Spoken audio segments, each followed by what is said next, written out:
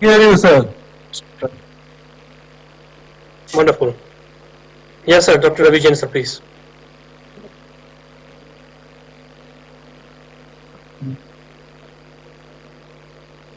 Prestige Pranam. Good afternoon, friends. Could you please get into your seats fast? Volume बढ़ा. मैं एक second disconnect करके It's a matter of great pleasure and pride to welcome a tech wizard, Mr. C.P. Gurnani, who is out to challenge ChatGPT and take AI and ML to the next level with a complete Desi tech.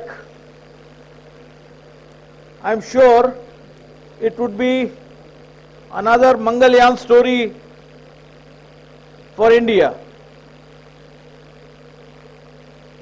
Despite his busy globe trotting, he has taken time out to be with us today, although virtually. Gurnaniji's felicitation is due at Prestige till he visits us at our campus in Indore or elsewhere in Madhya Pradesh, and allow us to honor you, sir. I shall not stand between you and the audience, so the stage is all yours, sir. Thank you. So, Dr. Jain, again, thank you for inviting me to this prestigious conference. Yeah. I know that Prestige Institute of Management over the last 20 years has established an incredible track record, and I was in a way pleased that Dr. Sanjeev Patni, when he called me to say that I should speak to you, I had to remind him that my roots are in Madhya Pradesh. I was born in Neemach, Madhya Pradesh, and even today, given an opportunity, I like to visit Madhya Pradesh, whether it is Bhopal, whether it is Mandsaur. For many of the students and some of the young PhD students, they have not traveled into the deeps of Madhya Pradesh as much as I have gone. So I can only say, sir, that when you invite me to Indore, I will come because A, I love the record that you have created of being the cleanest and the smartest city in India. Congratulations. Number two, I have not met Shankar Lalwani, but I was told that he has a rare distinction of winning by the maximum number of votes the previous Lok Sabha election. And number three, I believe the best food in India is still in Indore, not anywhere else. So I have three reasons to come. Number one, to meet you, Dr. Jain. Number two is to see a wonderful institute.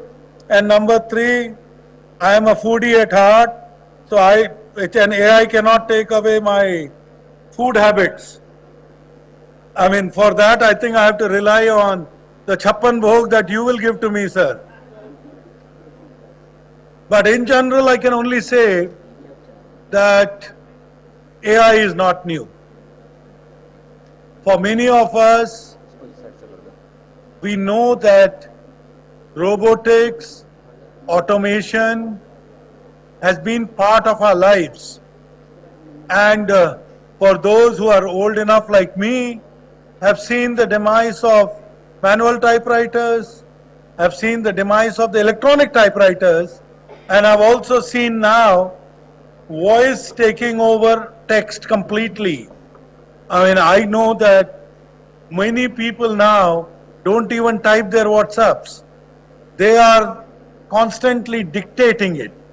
So that means what you have seen in the recent times is that automation in whichever format has continuously improved. That any one of us who travels by air knows Digi Yatra. Now you don't even have to show the boarding pass. At least at the Delhi airport, you just walk in and your face is the identity card. That means Vision AI has also replaced many of the functions. I have already shared with you that individual AI always is far superior than an enterprise AI. Institutional AI always takes a little time to adopt. And the main reason for that is institutions have to safeguard themselves. Individuals don't mind asking a DJ to sing a song in the confines of a marriage hall because they are not worried about the laws of piracy. Whereas the reality is that whether it is a prestige group of institutes or whether it is a corporate, whether it is called a Ruchi Soya, they have to follow compliances, they have to follow regulation, they have to take into account whether the content is pirated or the content we have taken permission to use the content. So I call in today's environment AI as an opportunity. The good news is that at least, and Dr. Jain will agree with me, that earlier an institute was known for how many doctorates it has produced, how many research papers they have produced, how many, conferences they have hosted, or what is the average package that the students have got during placement, and whether we are able to get companies, the banks, the McKinseys or the consulting companies of this world, whether we are able to get the hedge funds or IT companies like an Infosys or an Accenture into our campus for recruitment. Now those were the merits. What I'm pleasantly surprised is the youth today has defined the next parameter, which is entrepreneurship, which is the institutes have recognized that they now have incubators, they have startups. I mean, I meet the Indore Management Association guys. Last I had come there was a few years ago to give a talk to Indore Management Association. I was surprised at the entrepreneurship that people were demonstrating. Actually, I met a young couple that time, and I'm sure knowing Dr. Jain and his family, they would probably know them.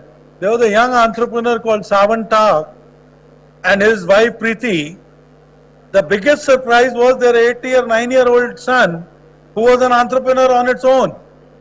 So the point I am again trying to emphasize is that the institute which adopts entrepreneurship as one of its goals will resist any kind of attack which automation, tools, AI or engineering can bring in. That at an airport, when you have a Digi Yatra, you're taking away a few jobs because you have automated the process of check-in.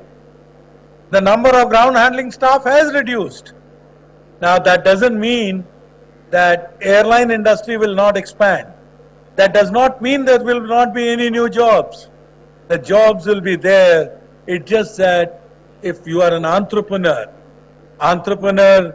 not only when you create your own business, but an entrepreneur as a manager, entrepreneur as a professor, entrepreneur as a PhD student, entrepreneur as a chief placement officer, you would be able to anticipate the requirement. So, there will still be an MF Hussain there will still be a human touch required in everything you do. All of us know robots can do the job of the waiters, but would we like a restaurant manager to be a robo? Would you like to go to a hotel where the concierge is a robo? Would you like to, deal with a customer complaint by being a robo, or what I call an AI agent? So, embrace entrepreneurship, embrace AI, embrace tools, because you want to be superior to every tool that has ever been made by anyone. I think the second point I would like to emphasize today is more about anticipating the future. When you start anticipating the future, just remember some industries, and I'd like the students to actually do a healthy debate. Which industries will survive even if there is 100% automation? We look at every prediction of Elon Musk, who is the Einstein of today. We look at all the Star Wars movies. We look at people, Dr. Jain spoke about the Mangalayan moment. I think it's an opportunity. Opportunity that you can have your own LLMs. You can have your super agentic AI factory. You can define that. A Chinese company in $6 million has proven that they can create an LLM. At Tech Mahindra, when I challenged Sam Altman, we spent $400,000. Why? Because we were able to get gig workers from different parts of India willing to contribute, and our job was language training. Data was the opportunity. All the data that you all create, somebody has to convert it into a meaningful language. Somebody has to train it. Somebody has to make it super fine. Now, when I look at the future of industry, I start questioning myself. COVID was the biggest moment, or the biggest stumbler, or the biggest break in the lives of many people. Now think about it. One Dr. Ila Krishnan had an Indian vaccine, and it was produced in a record time, whereas everybody else were, including AstraZeneca, were relying on different technologies. Our own Serum Institute, became a mass producer. So the business was being a Dr. Ila Krishnan in being able to produce a vaccine. The business opportunity was becoming Aadhar Poonawala and creating the largest manufacturing facilities in the world. The point was they all anticipated the future and they were willing to take continuous bets on the future. I think all of you conference attendees from different parts of India have a wonderful opportunity. You all participated in hackathons. You all participated in creating research papers. Your biggest advantage being in India is you have 1.4 billion people. 1.4 billion people can get up in the morning and say, oh shit, we are the diabetes capital of the world. Or the other way of putting it is, we are the ones who will control diabetes because we have the data.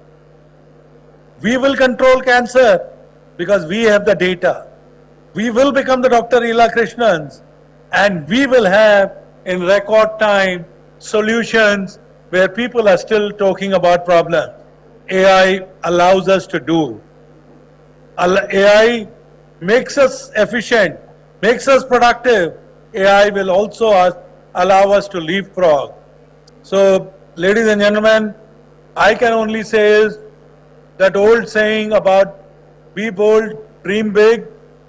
AI is just a tool, master the tool, and you should be the master Be the master of your destiny.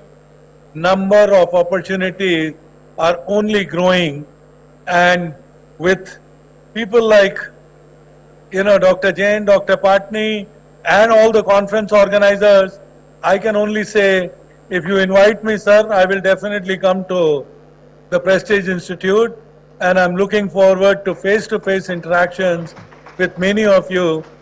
Ideas are many. Let's go and make it big. Let us make AI our slave. We, as entrepreneurs, have faced enough challenges. Nothing is new. Indore is the auto capital, Indore is the manufacturing capital, Indore is the textile capital. It is not that the businesses did not get reinvented. But your entrepreneurship in Indore has always shown a way that you never allowed Bombay or Ahmedabad or Surat to take over your textile business. You did not allow Devas to be a less known industry. It only shows is AI is one phase. We as complete human beings, we as entrepreneurs will continue to define the world. Thank you for giving me the opportunity. Let's make data as our slaves.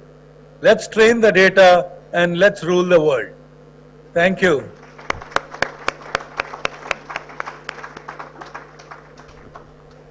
Thank you so much, Mr. Gurnani.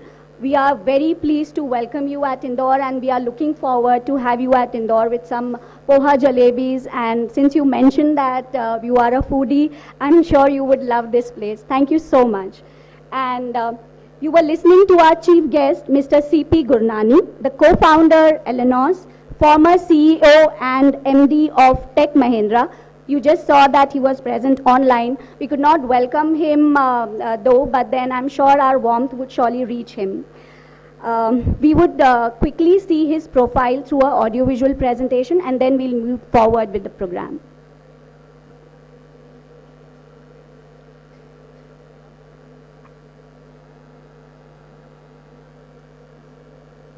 So just be there for a moment, please.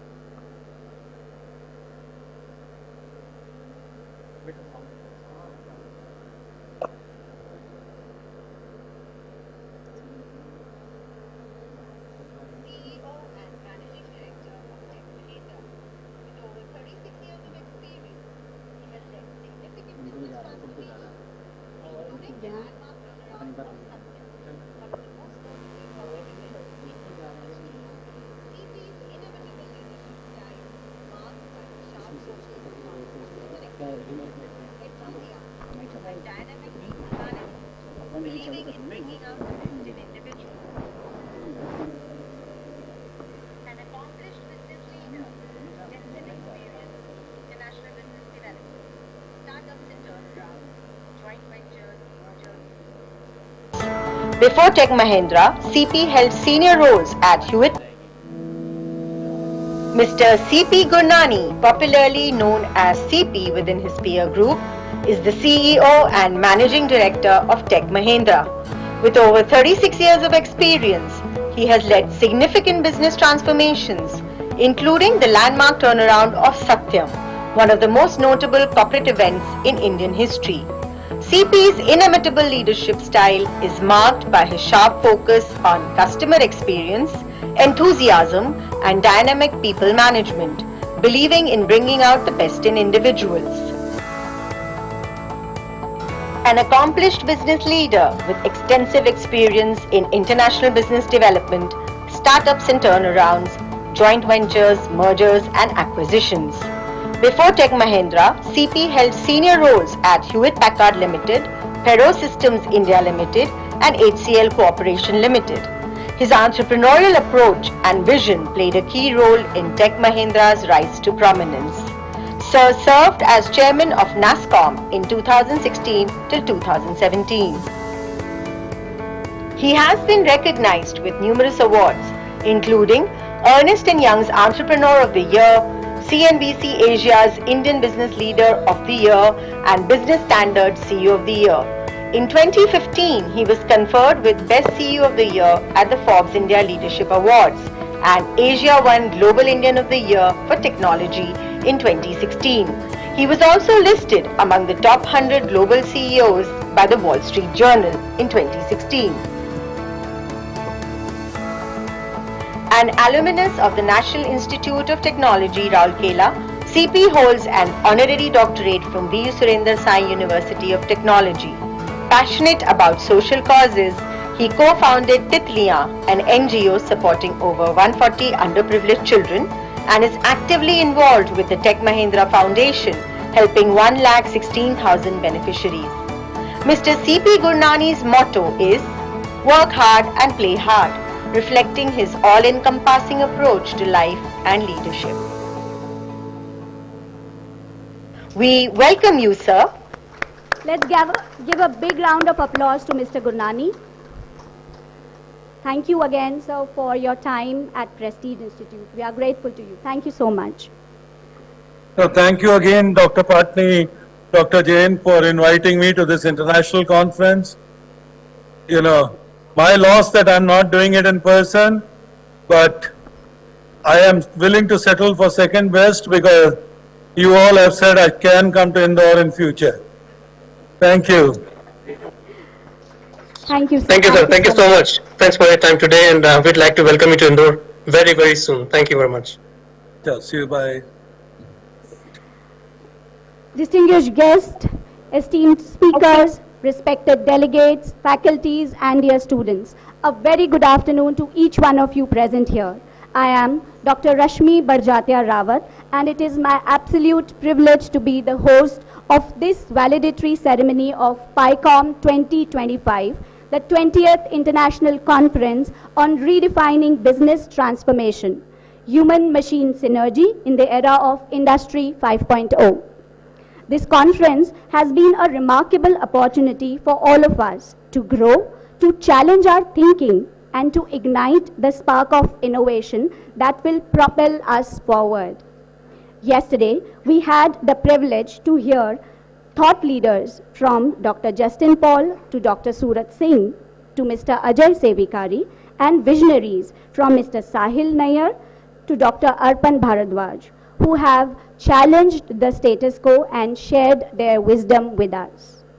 And with that, I welcome you all to this 20th International Conference of Prestige Institute of Management and Research, presented by Punjab National Bank as our strategic partners and powered by Arihant Capital Market Limited as our main sponsor. Let's make this final session just as powerful and inspiring as everything that came before it. And for making this journey more momentous, we have some distinguished guests with us. We would like to welcome them, and we will start with Mr. Shiv Mohan, ex-senior scientist ISRO and educationist. I request Dr. Murlidhar Panga, the HOD of Economics Department, to welcome him.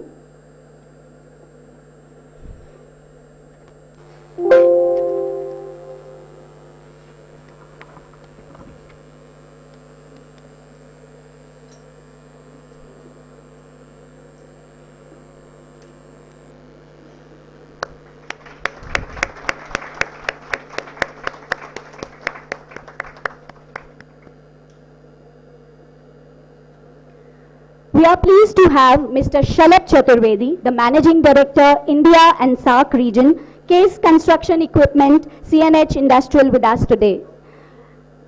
I request Dr. Vipin Chaudhary, the HOD of Marketing Department, to welcome him, please. Can I request Dr. Amitabh Joshi to do the honors, please?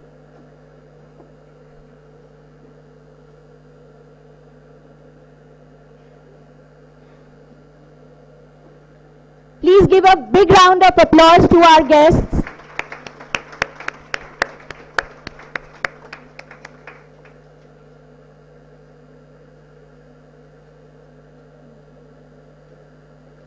We are honored to have our esteemed alumnus, Mr. Devesh Mohan, Director of GSI Sales and a Sales and Leadership Coach. I request Dr. Nitin Tate, the HOD of Finance Department, to welcome him, please. Students, you can very much relate to him. He is our alumnus. Please give him a big round of applause.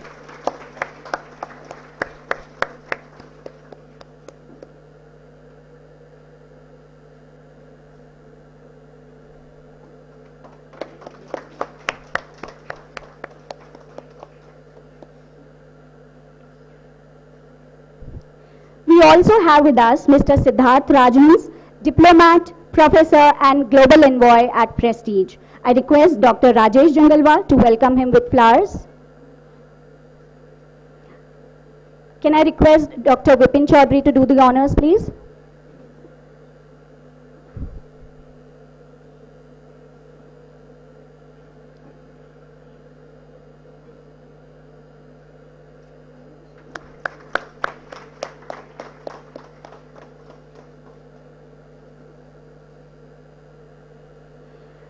We are fortunate to have CA Arpit Jain, CEO of Arihant Capital Market Limited with us. I request Dr. Nitin Girdharwal to welcome him, please. Okay, he's yet to come, so we'll be waiting for him.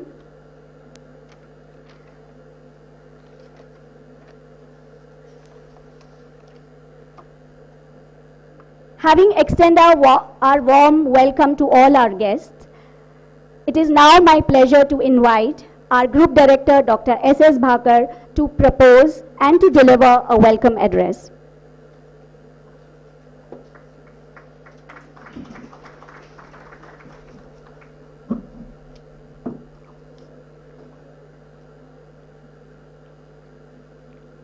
Good afternoon, everyone.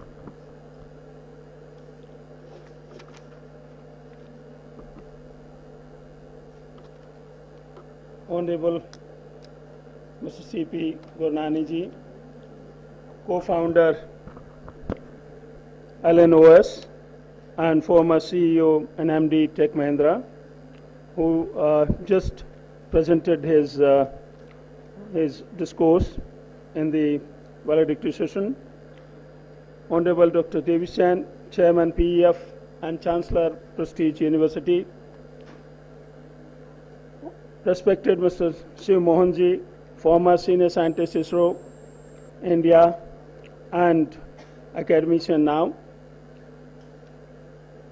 Respected Sri Salabh Chaturvedi ji, MD, India SAARC region, Case Construction Equipment, CNS, Industrial.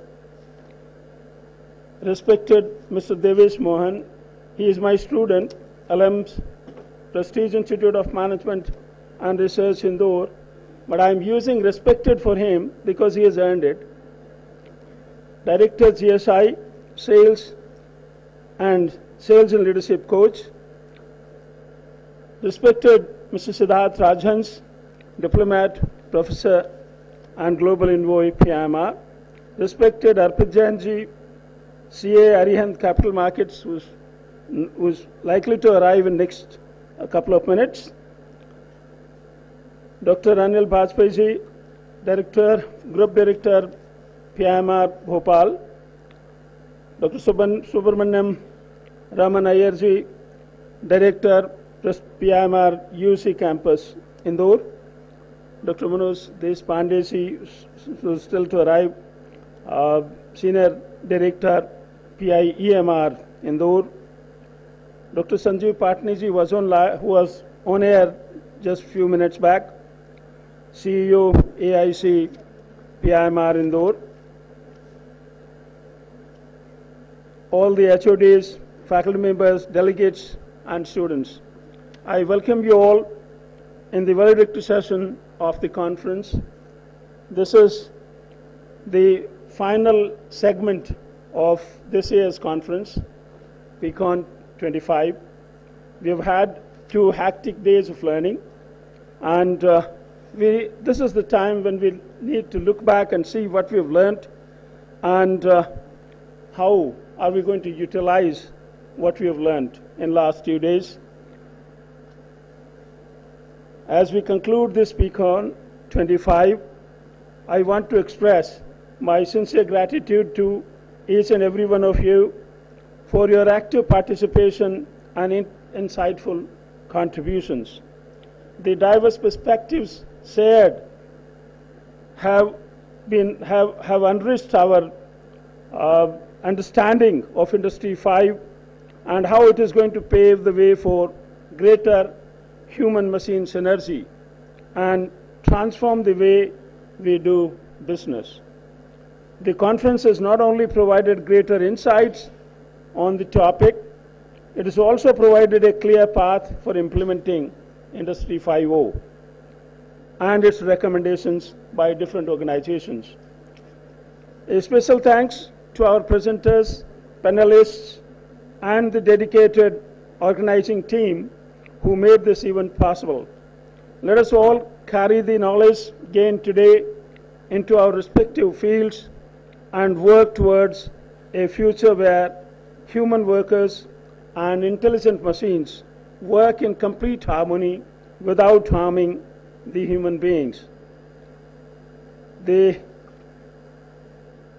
is a omnious thought process in the world that AI is likely to learn more than what human beings know, and therefore in future they might start directing the human beings, or maybe that a time might come where they may feel that human beings are not their friends but enemies and may start harming. So with that in mind, I am sure we will take due care in developing AI that would always be supportive to human beings and not be at antagonistic position, or not take antagonistic position against human beings. The research papers received in the conference, some of them have already gone through the refereeing process, and they have been published in the proceedings as a book form. There are 34 research papers that have gone into that book. The book was released in the inaugural function of this conference and will be issued or will be handed over to all the participants whose research papers are included in that book. The second set of research papers will go into the two journals that we had associated with this conference. One of them was in Q1 Scopus listed, and the other one Q2 Scopus listed. Both these journals are very careful in accepting research papers, and all the research papers that we find that may find their place in Q1 and Q2 will go through a strict refereeing process by these journals, and only suitable research papers that are found good enough for these journals will be published in these journals in due course of time. The third opportunity for publication will come through IGI. We have approached IGI publications for publishing our proceedings. We could not include more research papers in the book, although this was also a refereed book, but we could not include more because a large number of research papers were received at the fag end of the paper receiving time. In fact, just before a week or less before we started the conference, and therefore there was no time left for us to process these research papers through refereeing process and publish them in the book.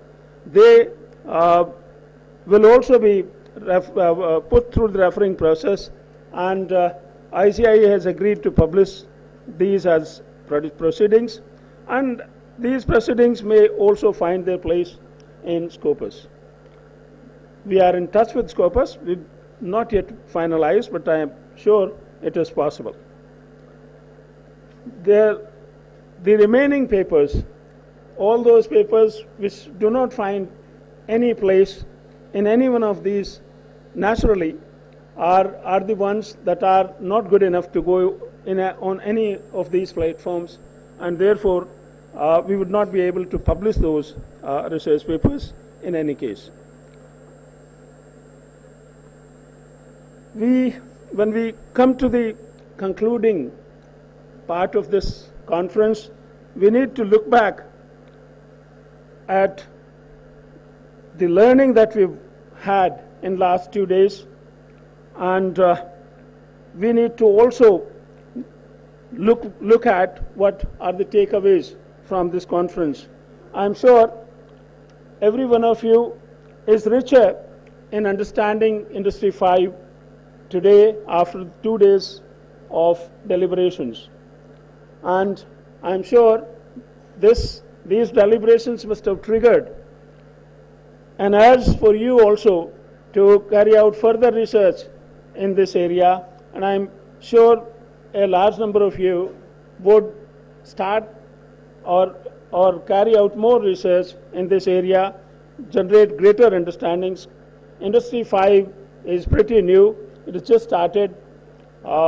It was, as per European Council, it started in 2021, and we all know that any industrial revolution does not end when the next revolution starts. So Industry 5 is likely to continue for a long period of time. Maybe Industry 6 will start in next 4 or 5 years of time, but Industry 5 will still continue for long periods of time, and therefore greater understanding and a greater research work is needed to implement Industry 5 in letter and spirit.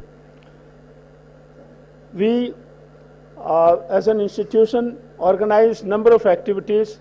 Some of those some of the brochures of those activities would be unveiled in few minutes of time. We are going to organize, and I'm announcing this because these are important activities that the institution is going to organize in near future. A research methodology workshop and a case writing workshop are going to be organized in the break that we have after this semester, June, July, and I urge all the participants in this conference to look at these as opportunities and participate. The case writing workshop will result into ready case in hand, and would be published through Case Center, previously known as European Case Clearing House. So we will get all the cases published through the Case Center, the cases that will be developed during this workshop. Similarly, the research methodology workshop will result into a research paper in hand at the end of the workshop, and those research papers, after going through due refereeing process, will be published either in our own journal if they are found suitable, or some other suitable journal. So these two activities are round the corner, so all the delegates who have participated in this conference can also take advantage of these two activities that the institution is going to organize in due course of time.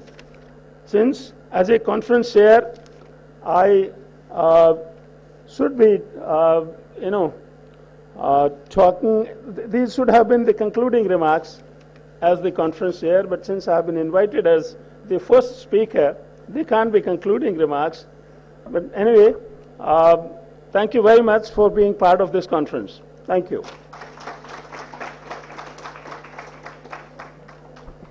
Thank you, sir. We'll be waiting for Industry 6.0 now. Moving ahead, Prestige Institute has not only been a beacon of excellence in education, but also a symbol of innovation, progress, and transformation. So, ladies and gentlemen, before we move forward with today's session, to give you a deeper insight into our legacy, we present an audiovisual journey that beautifully captures the essence of this prestigious institution. So sit back, relax, and let this video presentation take you through the heart of PIMR.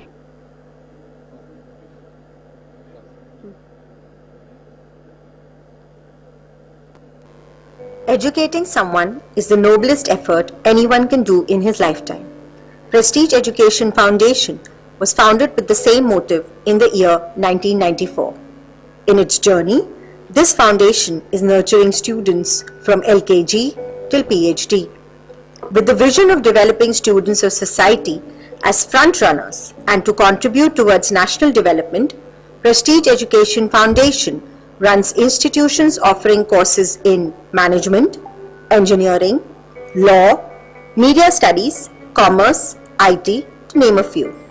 With its glorious voyage of excellence in quality education, research and consultancy, the Prestige Education Foundation now stands at a new threshold with its upcoming Prestige University. The man behind this vision is Padma Shri Dr. N. Jain, an entrepreneur, industrialist and philanthropist.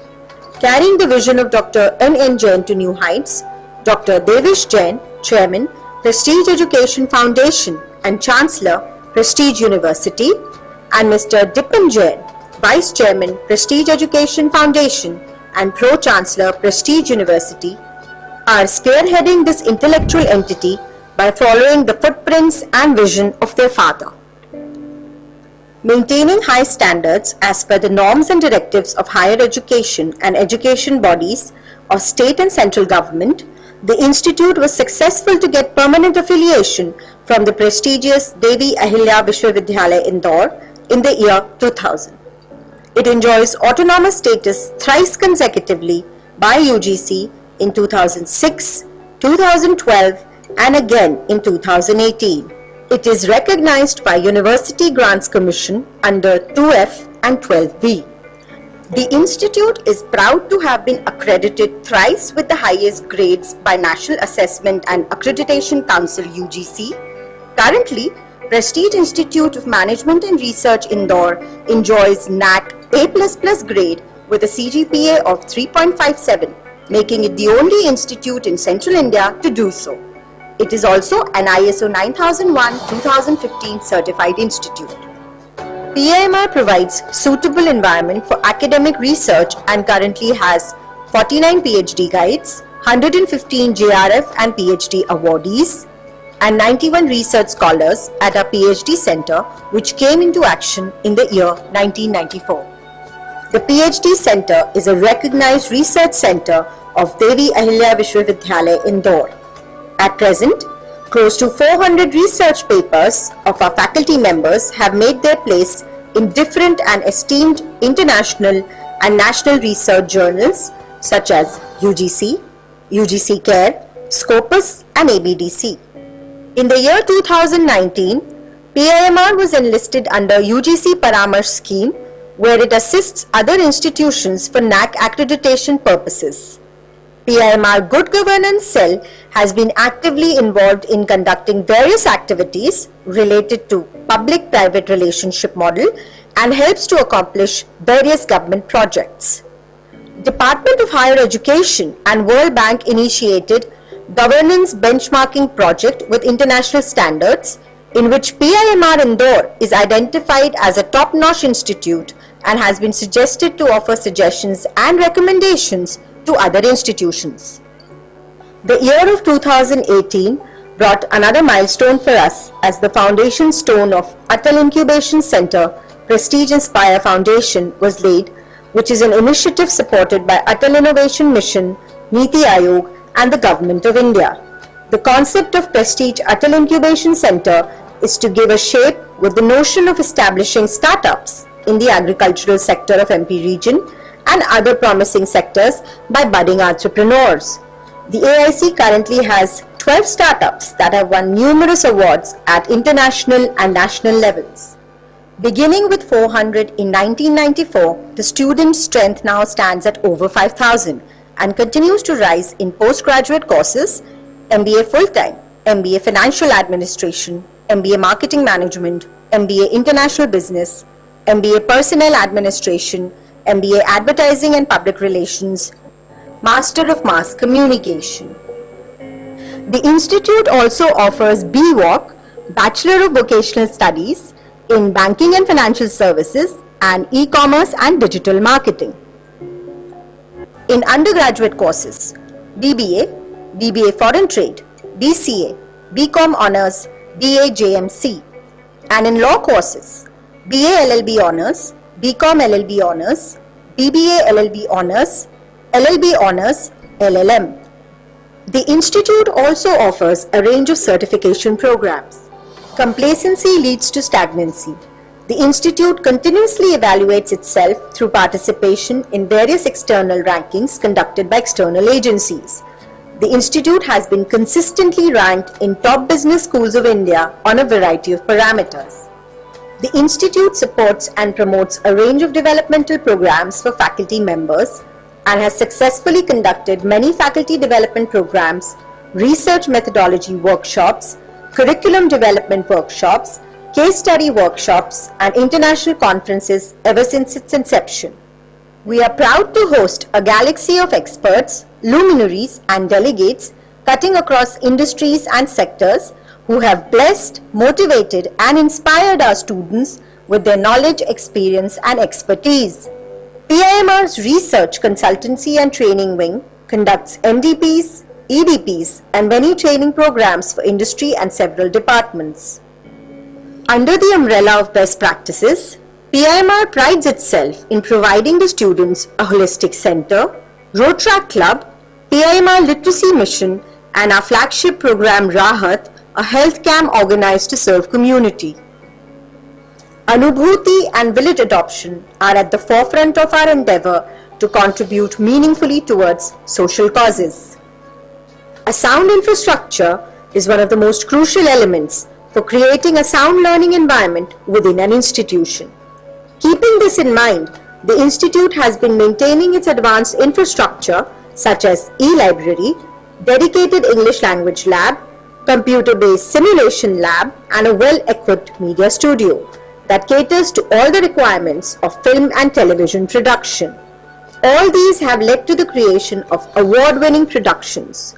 Department's community radio and Prestige International Film Festival help media students to get contemporary exposure. Apart from classroom teaching, the institute provides an array of activities and engagement initiatives for students. E-Shakti, a student-driven event, was a joint initiative of Madhya Pradesh Agency of Promotion of Information Technology, Bharti Airtel Limited Airtel, and Prestige Institute of Management and Research, which empowered 1,20,000 women of Madhya Pradesh by making them computer literate.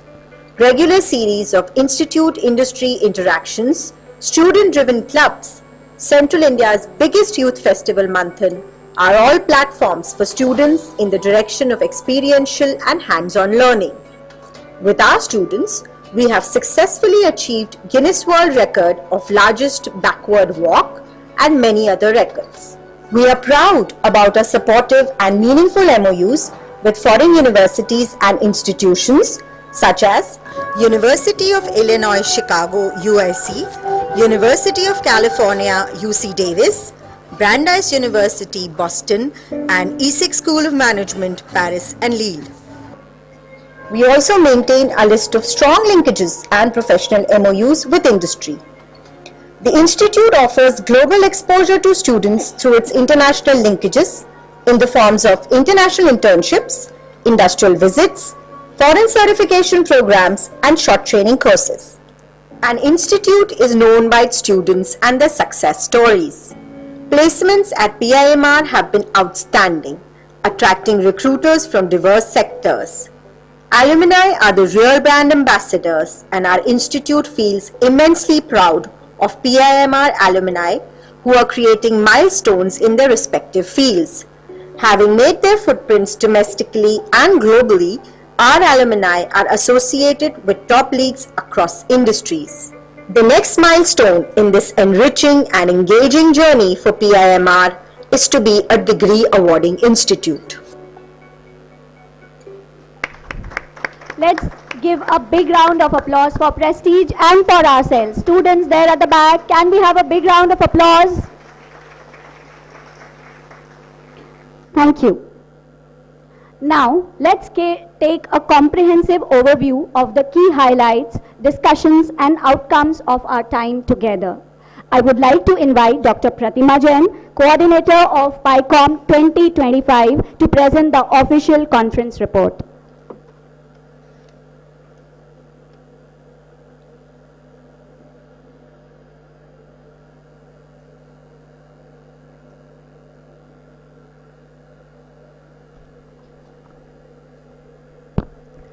Good afternoon, everyone. On behalf of PICOM 2025 team, I hereby present the report for the 20th International Conference on Redefining Business Transformation, Human-Machine Synergy in Era of Industry 5.0. We started yesterday with the inaugural session in which the luminaries of guests were there to encourage us on research, to advise us, to guide us on different topics. Dr. Suraj Singh, Professor Dr. Arpan Bharadwaj, Mr. Siddharth Rajhans, Dr. Justin Paul, Mr. Ajay Sevekari, and Mr. Sahil Nair. These were the people who were there during our inaugural session. We are in our validatory session, so we have Mr. C.P. Gurnani, Mr. Siddharth Rajhans, Mr. Shalabh Chaturvedi, Mr. Devesh Mohan, Mr. Shiv Mohan, and Mr. Arpit Jain. We welcome you, sir, on behalf of PICOM 2024. Now, let's come to the statistics part of the conference. The total number of papers we have received is 305. We have more than 350 registered participants, plus the internal participants from PIMR. The number of states represented is more than 18. We have 8 countries represented their entries in the conference through the paper presentation. All those presentations were made in online mode today and yesterday evening. Total number of speakers are more than 20 from the blend of industries and academics. Total number of technical sessions were 20 technical sessions, including 3 students track. Total paper presented were more than 200. All the best papers from the 20 tracks will be announced soon in the validatory session.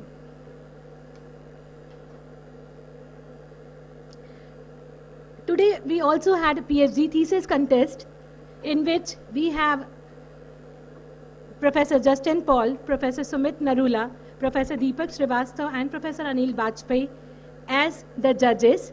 We have received total 11 entries, out of which 5 were qualified for the presentation today, and 1 is the winner. That will also be announced soon in the validatory session.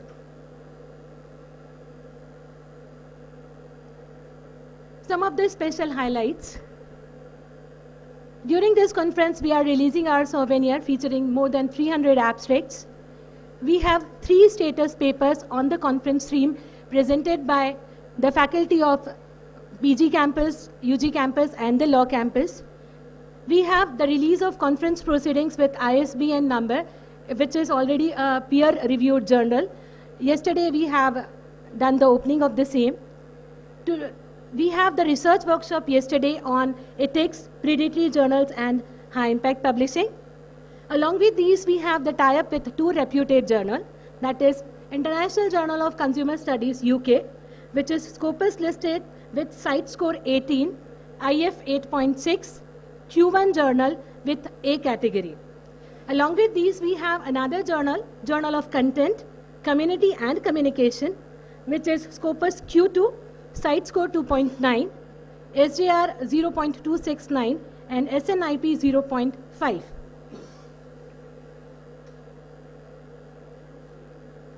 Along with the paper presentations, we also have certain awards during the 2 days sessions. We have Outstanding Legal Luminary Award, yesterday given to Dr. Suraj Singh. PIMR Management Excellence Award granted to Professor Justin Paul. Few more awards in line to be granted today. We have the gold medal for the outstanding students who performed best in their academics in last year. Loyalty awards for 10 years and 25 years association. Least Leave awards, Best PhD award, Best Research Paper award in different technical sessions, and the Research Honorarium award. Thank you. This is all from my side. I cannot end my presentation without thanking our partners like Punjab National Bank, Aryan Capital Limited, Karnataka Bank, and many more. Thank you.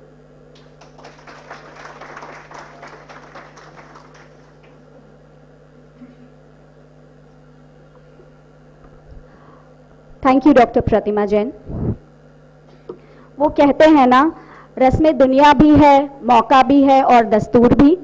What better opportunity can we get than this to unveil and announce some important events at PIMR? And this is the perfect time to set the stage for exciting initiatives lying ahead. But first, let's become a part of unveiling the official souvenir of the conference. This souvenir represents not only the essence of the event, but also serves as a reminder of valuable insights ahead. The inspiring discussions held and the collaborative spirit that defines our community. PIMR also envisions progress with preservation, a digital shift for greener nation, no paper wasted, no trees harmed, scan and access with ease. And that is what the souvenir is about. I welcome the conference core team for the official release. I request the dignitaries to please join us for the release. The students who have also worked in the making of the souvenir, you're requested to join us on stage, please.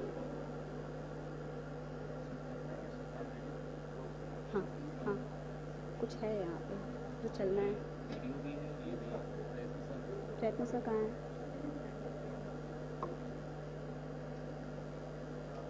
Video run करना है उसको video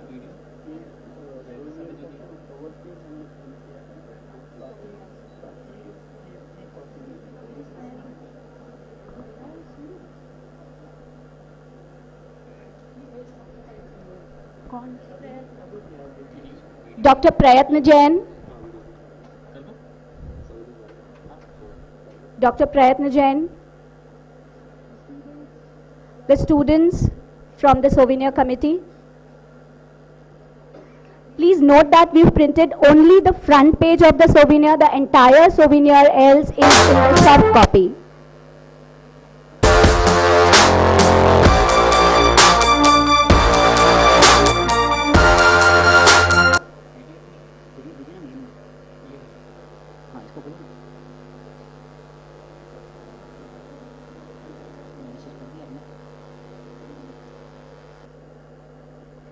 I'll read this message again. This is the special thing about the souvenir of PIMR. So PIMR envisions progress with preservation, a digital shift for a greener nation, no paper wasted, no trees harmed, scan and access with ease, well alarmed.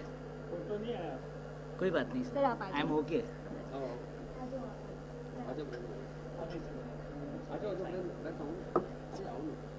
यार इतने photo, don't worry, I will take it.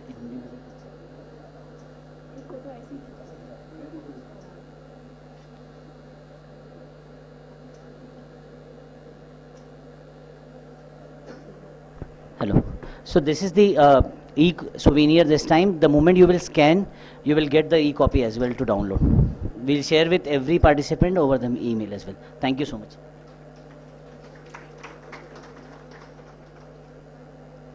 Next, I would like to invite Dr. Deepti Bajpai and Dr. Kavita Gemini. They are the coordinators of the case writing workshop. We are unveiling the case writing workshop here in the conference. Dr. Deepti Bajpai.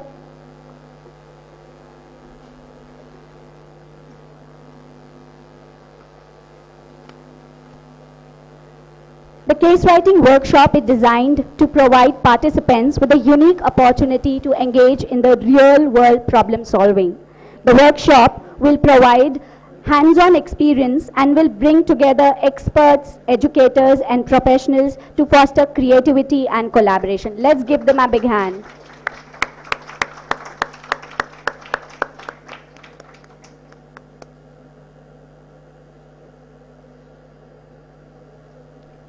I now invite Dr. Rupal Chaudhary and her team for the official unveiling of the research methodology workshop that will soon be happening at PIMR.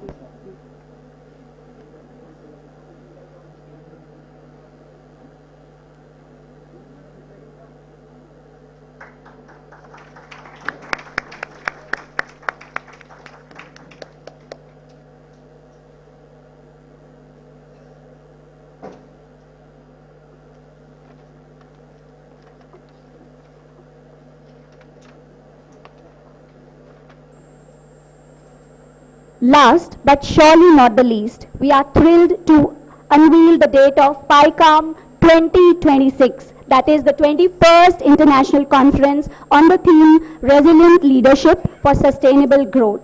And we are ready to share the official brochure for the next conference. I invite Dr. Anupam Bhai and his team to come up and join the dignitaries to unveil it.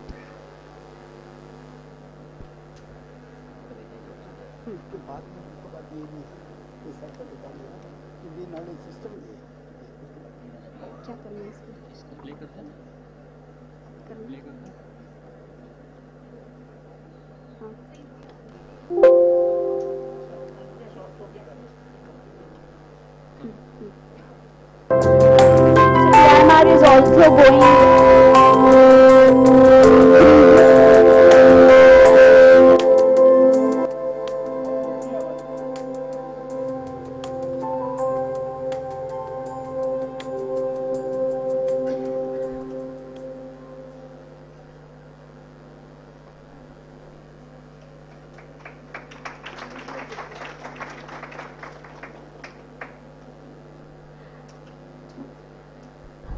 Meanwhile, CA Arpit Jain, the CEO of Arihant Capital Markets Limited, is with us. I request Dr. Nitin Girdharwal to welcome him.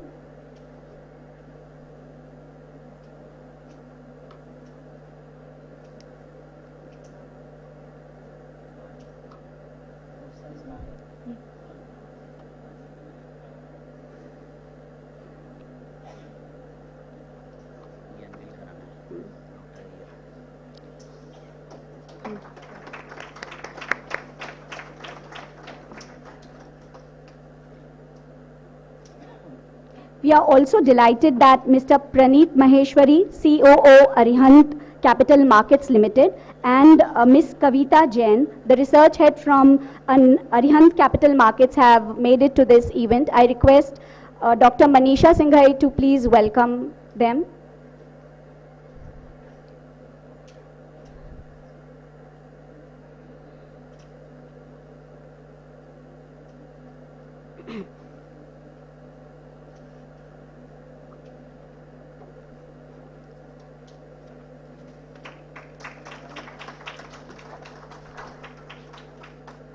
Please give them a big round of applause.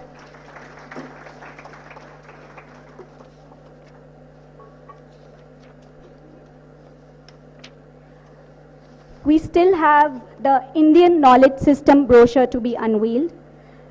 This is to be organized by PIMR, Department of Liberal Arts and Sciences, UG Campus, in August 2025. The team is Dr. Sumita Sarkar, Jyotika Singh, Ashru Mitra, and supported by CMA CS Ravi Singh. Please welcome them.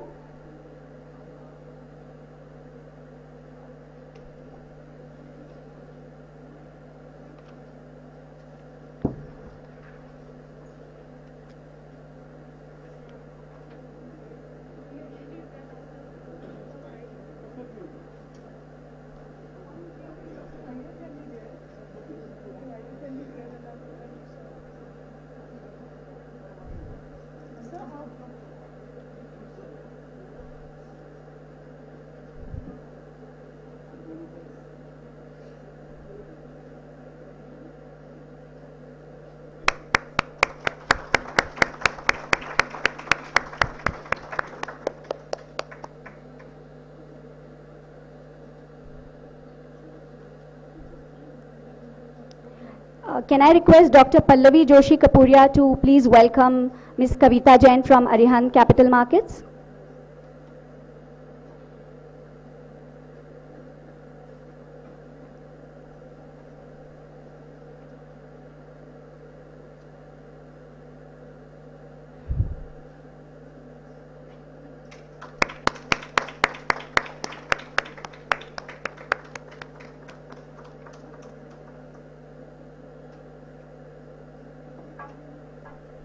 Thank you, everyone. Now we come to the most anticipated and significant segment of our validatory ceremony. It is time to acknowledge and celebrate those exceptional individuals who have made a lasting impact in their respective fields. The Young Leader Award is a recognition of his outstanding contributions, his ability to lead with passion and purpose, and his absolute commitment to making a difference in the world around him. We are honored to present the Young Leader Award 2025 to Mr. Shalabh Chaturvedi, the Managing Director of Case Construction Equipment, India and SAARC region at CNH Industrial. Before we present this award, let's delve deep into his life and career through this audiovisual.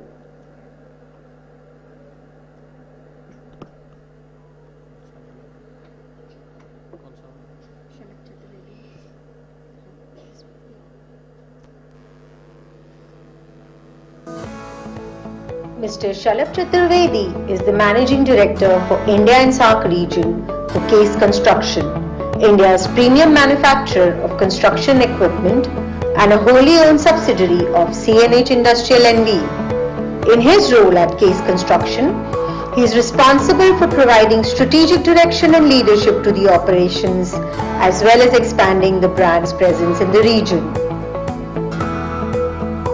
Since joining CNH Industrial Group in 2012, Sir has taken on different positions at Case Construction. His deep understanding of the Indian market landscape, coupled with a passion for driving innovation, customer satisfaction, and sustainable business practices, boosts brand growth. Over the years, he has developed proficiency in business development, product and quality control, brand marketing, and dealer development areas. Having spent more than 15 years in the construction equipment industry, Mr. Chaturvedi is a dynamic and visionary leader with a proven track record of driving business growth and operational excellence. In his role, he creates synergy between various divisions to create strategies that can connect with the new age consumer. Prior to joining CNH Industrial, he worked at Larsen & Toubro in various roles. An alumnus of the Indian School of Business, he holds an MBA in Strategy and Marketing and a Bachelor of Technology in Mechanical Engineering. Mr. Shalabh Chaturvedi has been celebrated with the prestigious 40 Under 40 Award, a testament to his remarkable leadership and contributions to the automotive sector in the year 2024. We welcome you, sir.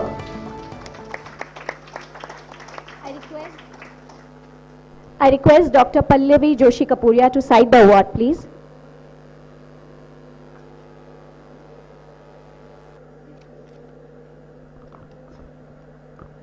Good afternoon, everyone. Good afternoon, dignitaries. It's an absolute pleasure to present the citation for this award, which we are felicitating to Mr. Shalabh Chaturvedi. Here it goes. PIMR Young Leader Award hereby conferred upon Mr. Shalabh Chaturvedi, Managing Director, India and SAARC region, in recognition of his exceptional leadership in driving the growth and expansion of case construction equipment in India and SAARC region, overseeing strategic direction and operations. Proven expertise in business development, product and quality control, brand marketing and dealer development, contributing significantly to the company's success. Remarkable ability to create synergies across divisions and develop strategies that resonate with modern consumers, boosting operational excellence. Recognition with the prestigious 40 Under 40 Awards in 2024 for his outstanding contributions to the automotive and construction equipment sector. Visionary approach to innovation and sustainable business practices, helping Case Constructions grow its market presence and enhance customer satisfaction. So we are truly honored to have you here with us. May I request all the dignitaries to kindly do the honors and felicitate Mr. Chaturvedi with the PIMR Young Leader Award.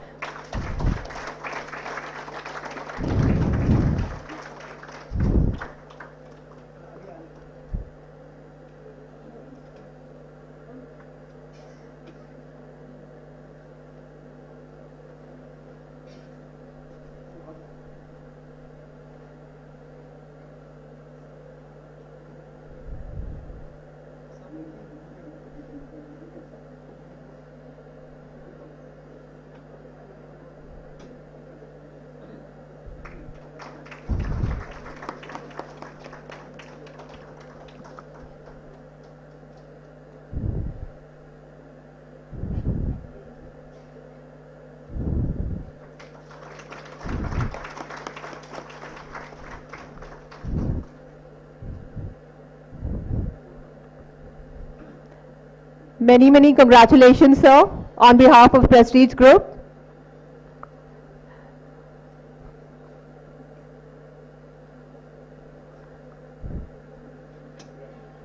So we now have the pleasure of hearing to the man of the moment himself. I would like to invite Mr. Shalabh Chaturvedi for his address. You are indeed a role model for the youth. Having so many accomplishments at this age is truly, truly inspiring for each person here sitting in the audience. Please, sir, stage is all yours. Thank you. Thank you, PICOM, for having me.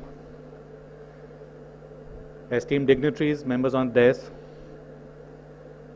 Prestige Institute Management, members of the faculty, researchers. It's my honor to be present here today. If I see some of the heads down, checking on the score, I don't give you any, it's completely understandable. We are also having enormous game happening and therefore as big as this event, that's happening too. Let me first give you some perspective from who I am representing and where I am coming from, so that you understand a bit more that where are my bearings. Case Construction, or CNH, is a brand of a global group held by Exor, which is the Fiat group as we commonly call it, is one of the largest industrial houses in the world, is among the top 10 groups in the world, with a total revenue in excess of $300 billion. We do Fiat, we do Jeep, we do Ferrari, we do The Economist, we do Juventus Football Club, if you know that. We do Maserati, we do New Holland Agriculture, we do Case Construction, we do Philips Medical Sciences, medical devices. All that's a part of the family. I am representing Case Construction here as the leader for India region. Case Construction has been in India for almost 35 years. We started with Larsen and Toubro in the late 70s as a technology partner. We used to sell diggers, which are known as Poclane machines commonly in India. Poclane is also a brand of Case Construction. We started making road rollers in Pithampur, very close to Indore, in 1989. And the development that you have seen in India and the roads of India, I would say at least a third of the credit is taken by Case Construction, because we have maintained a 30% market share in the last 40 years. And of all the 6 lakh kilometer of roads in India, nearly a third can safely be assumed built by our machines. So that's where I am coming from. I'm very delighted to be present here for the Industry 5 seminar with all of you distinguished faculties, researchers. The transition from 4.0 to 5.0 is all about collaboration, is moving from automation to collaboration. As we started with cricket analogy, I mean, when we started watching cricket long time back, you were completely dependent on the umpire to call it a out or not. And now you have the ball tracking system, you have the snickometer, you have all those technologies which are developed around that, which start giving you a support from a technology point of view. So that's automation for you. But the final decision, even in tricky moments, is still on the judgment of the umpire. Or you can also leave the brilliance to hit a 6 for his century. Yesterday Josh Inglis hit that. Is again sheer human brilliance, is something which technology can't replace. And we'll see that probably today as well, as the human brilliance adds to the world enabled by technology. In my journey in this organization and earlier with Larsen and Toubro when we started, we used to make construction equipment which are like the road rollers, the backhoe loaders which are going on the market in the field, digging earth, making roads, making buildings, making institutes like Prestige Institute of Management. All that, the diggers that we manufacture. And when I started in this journey about 18 years ago, they were all very, primitive machines from where we see them today. They were hydraulic machines which had iron on it, and based on the skill of the operator, they used to, run the machine, sometimes missing on the crucial maintenances, missing on, or maybe there could be fuel theft, which used to happen in the Indian context, fuel being a very prized commodity. And as the technology has, this is the real world example of that. How technology through telematics, through being intelligent machines, the machine owner, if he's sitting in a room like this and the machine is operating somewhere else, on a tap of the mobile application you can know what is the fuel consumption, how many hours the machine has run today, whether the operator is doing it properly or not. You can have perception built into it whether the operator is overworked and is the operator sleeping on the wheel, which could be a health hazard, which could be an accident risk. So all that is a live demonstration of how we as an industry are benefiting from the research done by academia and collaborating that with the brilliance of human beings to create something more meaningful in a more collaborative way. Today morning we had, earlier today, we had Dr. Gurnani talk about Digi Yatra and how the entry at airports is becoming extremely smooth now. There is a lot of facial data which is getting collected. Now, there was also a research yesterday, I just read it, on the ethics around that. What do we do with that facial data? How do we control the entire ecosystem lies on the academicians, because you are just not observers, you are the architects of how the industry starts to behave in the real world. Another example of collaboration was again when Dr. Gurnani's, citation was being read and the Teams was not working properly. The sound wasn't coming, and the lady here, she was kind of struggling to find out which speaker to turn on. And then Dr. Jain sitting right next to me, he said that why don't you put the mic there? Let the Teams run, but the mic would catch the sound of the laptop, no? And that's where you cannot replace automation or artificial intelligence without the human ingenuity. And that was happening right in front of me. So now, taking it forward from there, my closing thoughts is for the researchers, for the young students, as you are kind of pushing the boundaries, there is a lot of unknown there, out there. And we will never be sure of where we are getting into. This reminds me, when I was a young boy, my parents used to read to me Rusi Lok Kathaएं. And there was a line which left an indelible impression on me, which said that, जाओ वहाँ न जाने कहाँ, लाओ उसे न जाने किसे. And I think that is the forefront, the frontier of artificial intelligence, which is taking us to worlds which are completely unknown. And I would simply wish you all the best in enjoying the journey. The destination nobody knows, but I'm sure it will be very, very exciting. And with the collaboration from all of you from the academia, not as a spectator, not as an observer, but as the architects of how the world operates, I'm extremely confident and excited to see how the world shapes in front of us.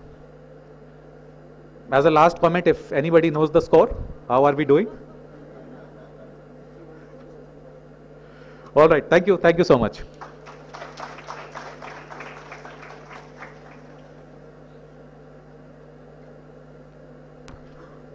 Thank Thank you, Mr. Chaturvedi. And there were a lot of takeaways from the speech that you just gave. And the best part was how technology has taken over the world, but human brilliance remains the same. So thank you so much for this takeaway. And heartiest congratulations on receiving this well-deserved award. And your leadership and vision have set remarkable standards in that industry. Thank you and congratulations. It is Prestige Institute's great pride and honor that we present the Outstanding Alumnus Award to Mr. Devesh Mohan, the Director of GSI Sales and a renowned sales and leadership coach. Mr. Mohan is an alumnus from the MBA batch 1998 to 2000. This prestigious award acknowledges those alumni whose achievements have not only set high standards in their professional careers, but also inspire future generations with their passion, innovation, and drive. Let's delve more into his life and career through this audiovisual.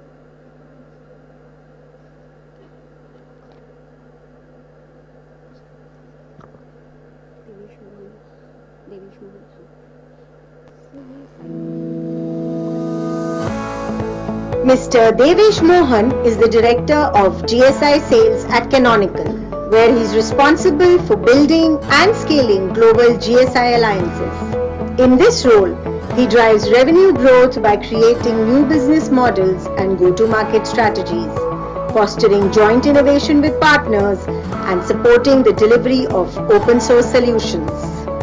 Prior to Canonical, he led the GSI business for SUSE, playing a pivotal role in the company's growth as the largest independent open source company. He had successful stints in companies like Microfocus, Global Alliances, and Novell, where his leadership has been instrumental in building and leading high-performing sales teams, securing multi-million-dollar government contracts, and positioning IT solutions for various e-governance initiatives.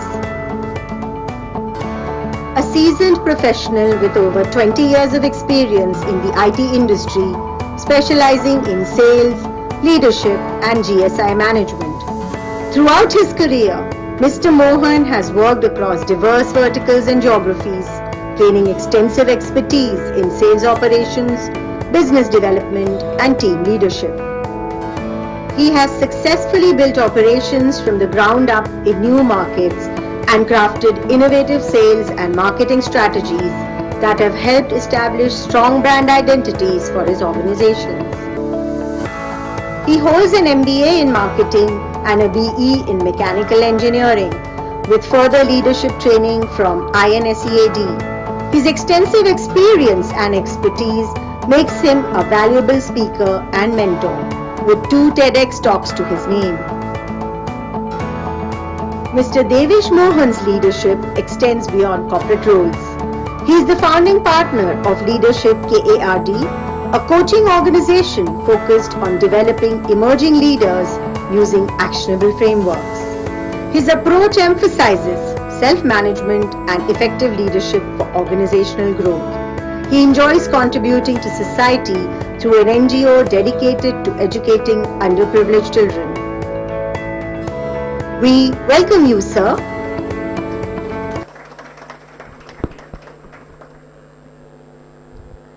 So it gives me immense pleasure to present the official citation for the award.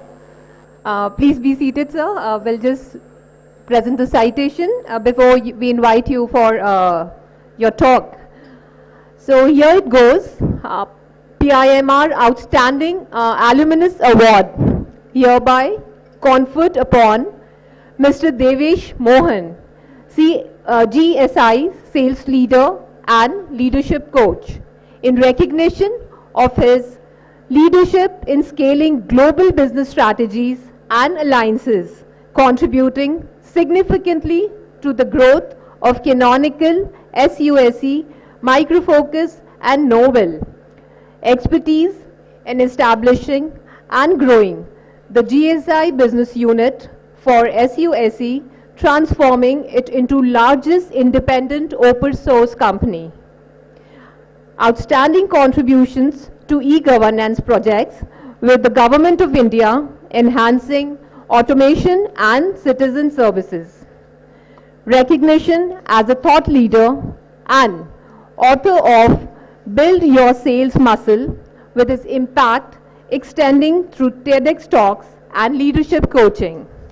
Signed by Dr. Devish Jain, Chairman, Prestige Education Foundation and Chancellor, Prestige University, Indore, and Dr. Sher Singh Bhakar, Group Director and Conference Chair, dated 22 and 23 February 2025, being presented at the 20th International Conference, PICOM 25, being organized by Prestige Institute of Management and Research.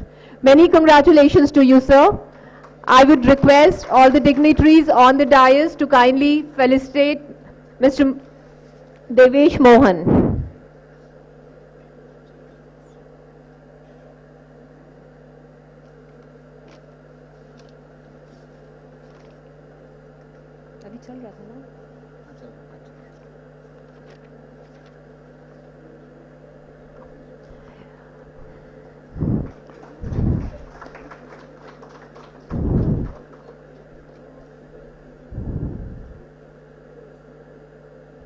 A huge round of applause, ladies and gentlemen. This is indeed a great moment where we are felicitating our own alumnus with this award.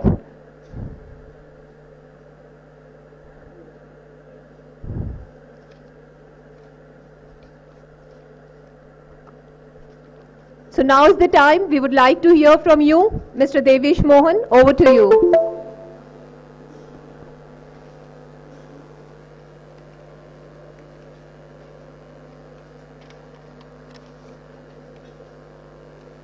Many congratulations. Thank you so much. So, I'm getting a bit emotional.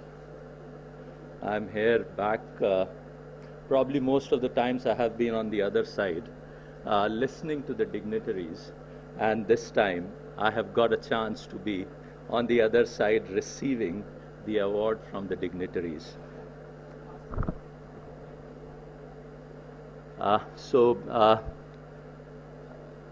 Dr. Devish Jain, Professor S.S. Bhakar, and all the other dignitaries who are there, the professors and the students, dear students, it is an extreme privilege and sense of deep gratitude while I'm here on the stage and receiving this award.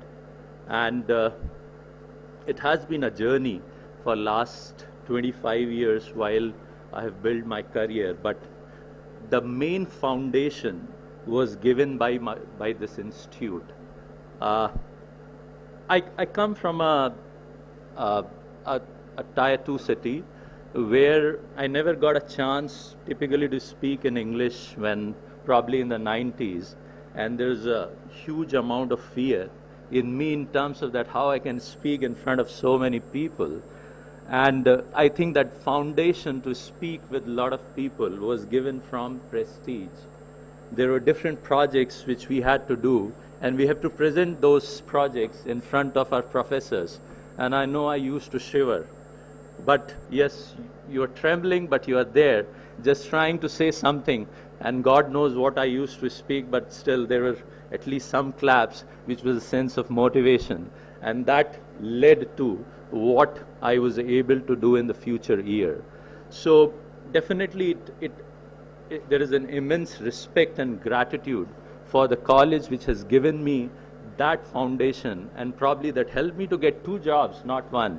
So that was also something which was probably one of the unique person in the college who would have got 2 jobs. And the journey has been great. There has been a lot of learnings. Definitely there have been more failures than success, but I think that failures built you what you are as an individual. So what I would like to say to our students here, that you have got the right foundation and on which you have to really build this up in terms of that how you can shine yourself in the corporate world or the enterprise wherever you are going to work, right? And जैसे कहते हैं कि डिग्रियां तो तालीम के खर्चे की रसीदें हैं, डिग्रियां तो तालीम के खर्चे की रसीदें हैं, इल्म तो आपके किरदार से झलकता है. So the point is that now you are in a stage where you have got your degrees, right? It is, you have got your talim, you have got your education, that is the foundation. Now it's time that you have to now become a 22 karat gold, for which you have to really work hard on whatever have been taught and use that knowledge, apply that knowledge so that you can create your own identity in the corporate world or as an entrepreneur, whatever you want to do in your life. And another piece which I would like to really share, that since last few years I have been engaging with the college quite more, and one of the reason has been that there has been a lot of alumni activities which are happening, and that's something which probably again all the students and academia and corporate connect which is there, it happens quite a lot if we have a very active alumni, because most of it's like you have a rich legacy, probably there would be 15 to 20,000 alumni of Prestige now, and that's something is the power which with which you can really build a great foundation for your future.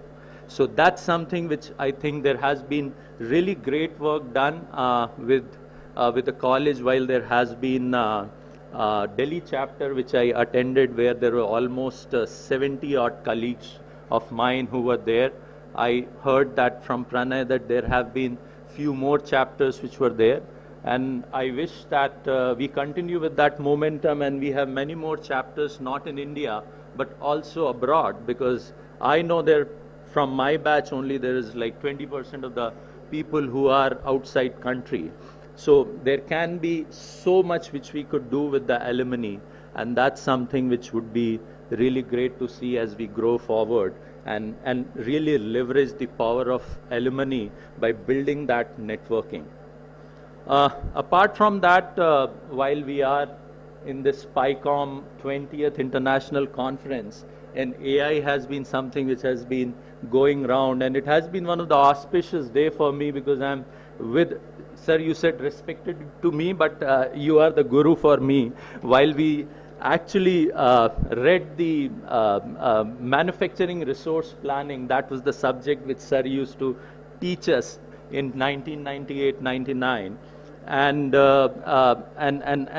actually when listening to CP Gurnani, in my initial career I was there with HCL, and he was one of the iconic leader within HCL. He worked with Parrot system with which we created HCL Parrot. So that was okay, defining movement meeting two of the stalwarts at the same time. So that was really great for me.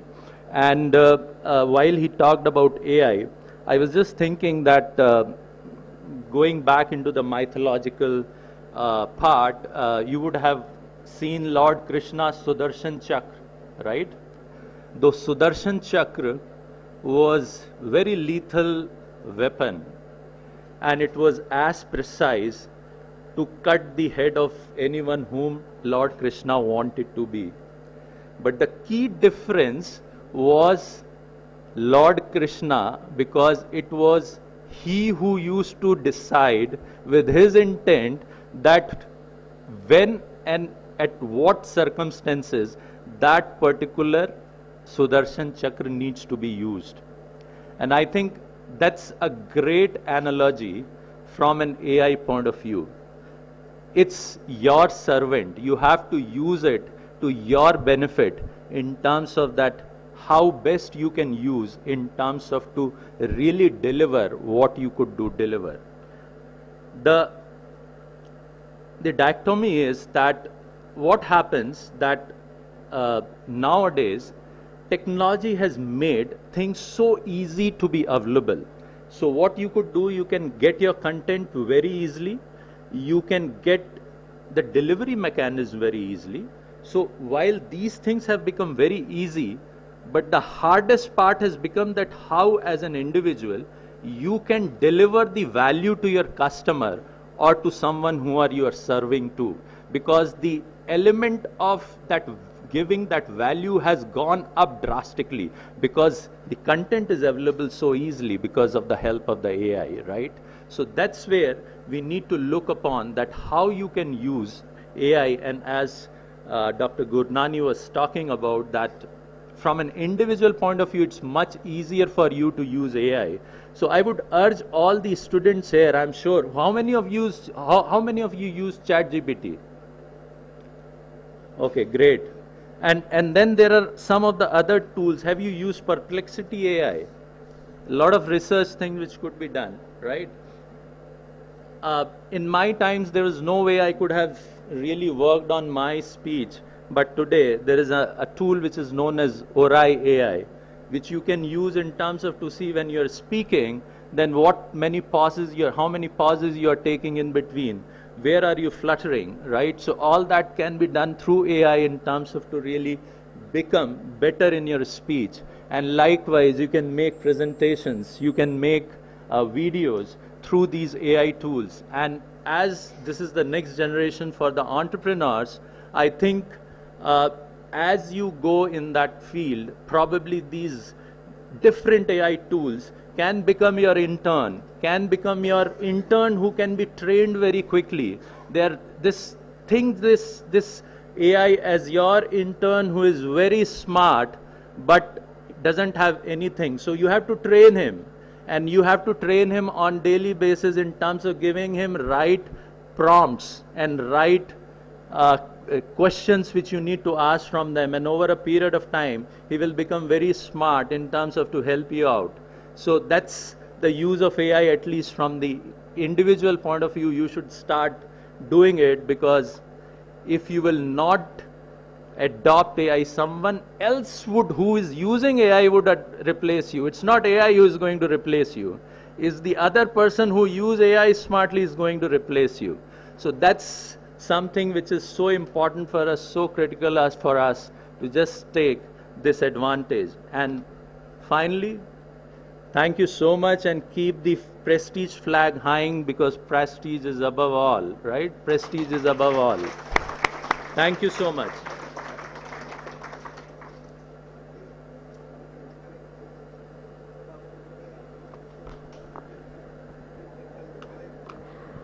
Students, I'm sure Mr. Mohan's speech should be very inspiring for you all.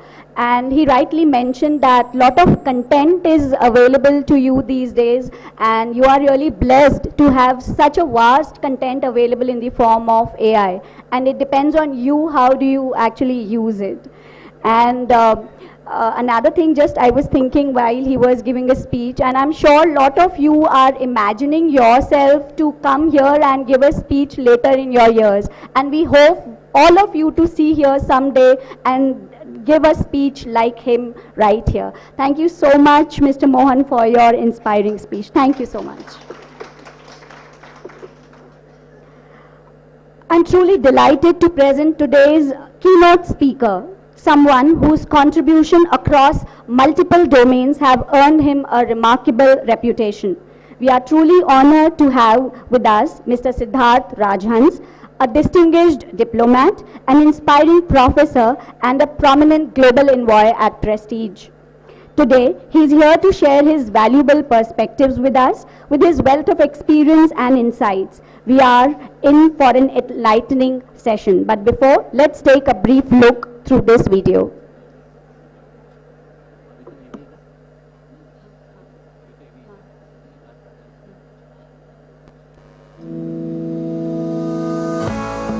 Mr. Siddharth Rajhans is a diplomat, professor, global envoy, Prestige Group.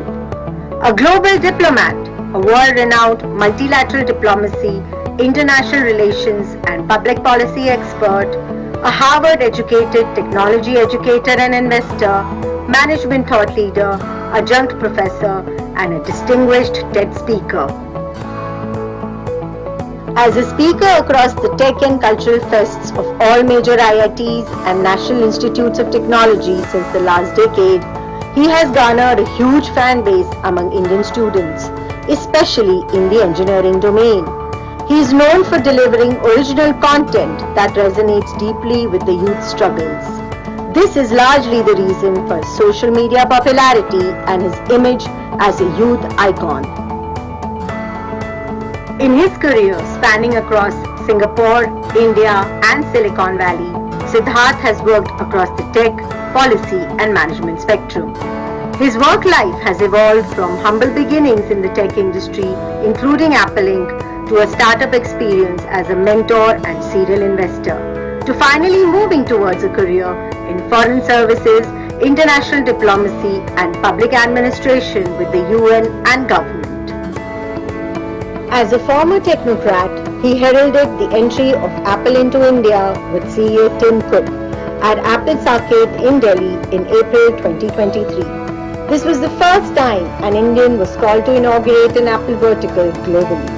His work in diplomacy has been regarded as an industry standard in economic diplomacy, trade diplomacy and multilateralism across bodies like the MEA, Government of India, United Nations and World Economic Forum. We welcome you, sir. We would also like to share a small video in which Mr. Siddharth sir is inaugurating the Apple in India with CEO Tim Cook. Just have a look at this video as well.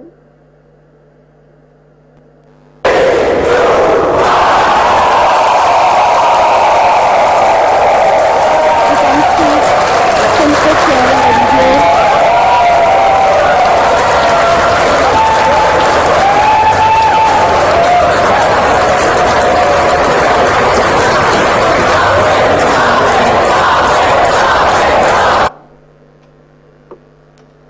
Please join me in welcoming Mr. Siddharth Rajhans to the stage for his keynote address.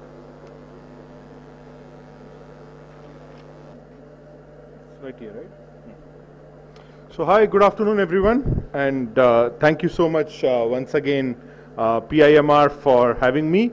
I'm really glad that I've been able to address you on both days, yesterday at the introduction ceremony as well as at the valedictory ceremony today, and I'm really glad that over the last 2 years I've been able to witness the growth of PICOM. In its 20th edition this year, I think it's a milestone to be able to host so many international conferences year after year for 2 entire decades. So this also marks the completion of 2 glorious decades in publishing. So I think as a conference, congratulations to all of you on being able to accomplish this milestone. I'm really glad that we are having an entire conversation around the synergy of human and machines. I think this is one of the most pressing issues of this decade we call as Web 3.0, on which I threw some light yesterday.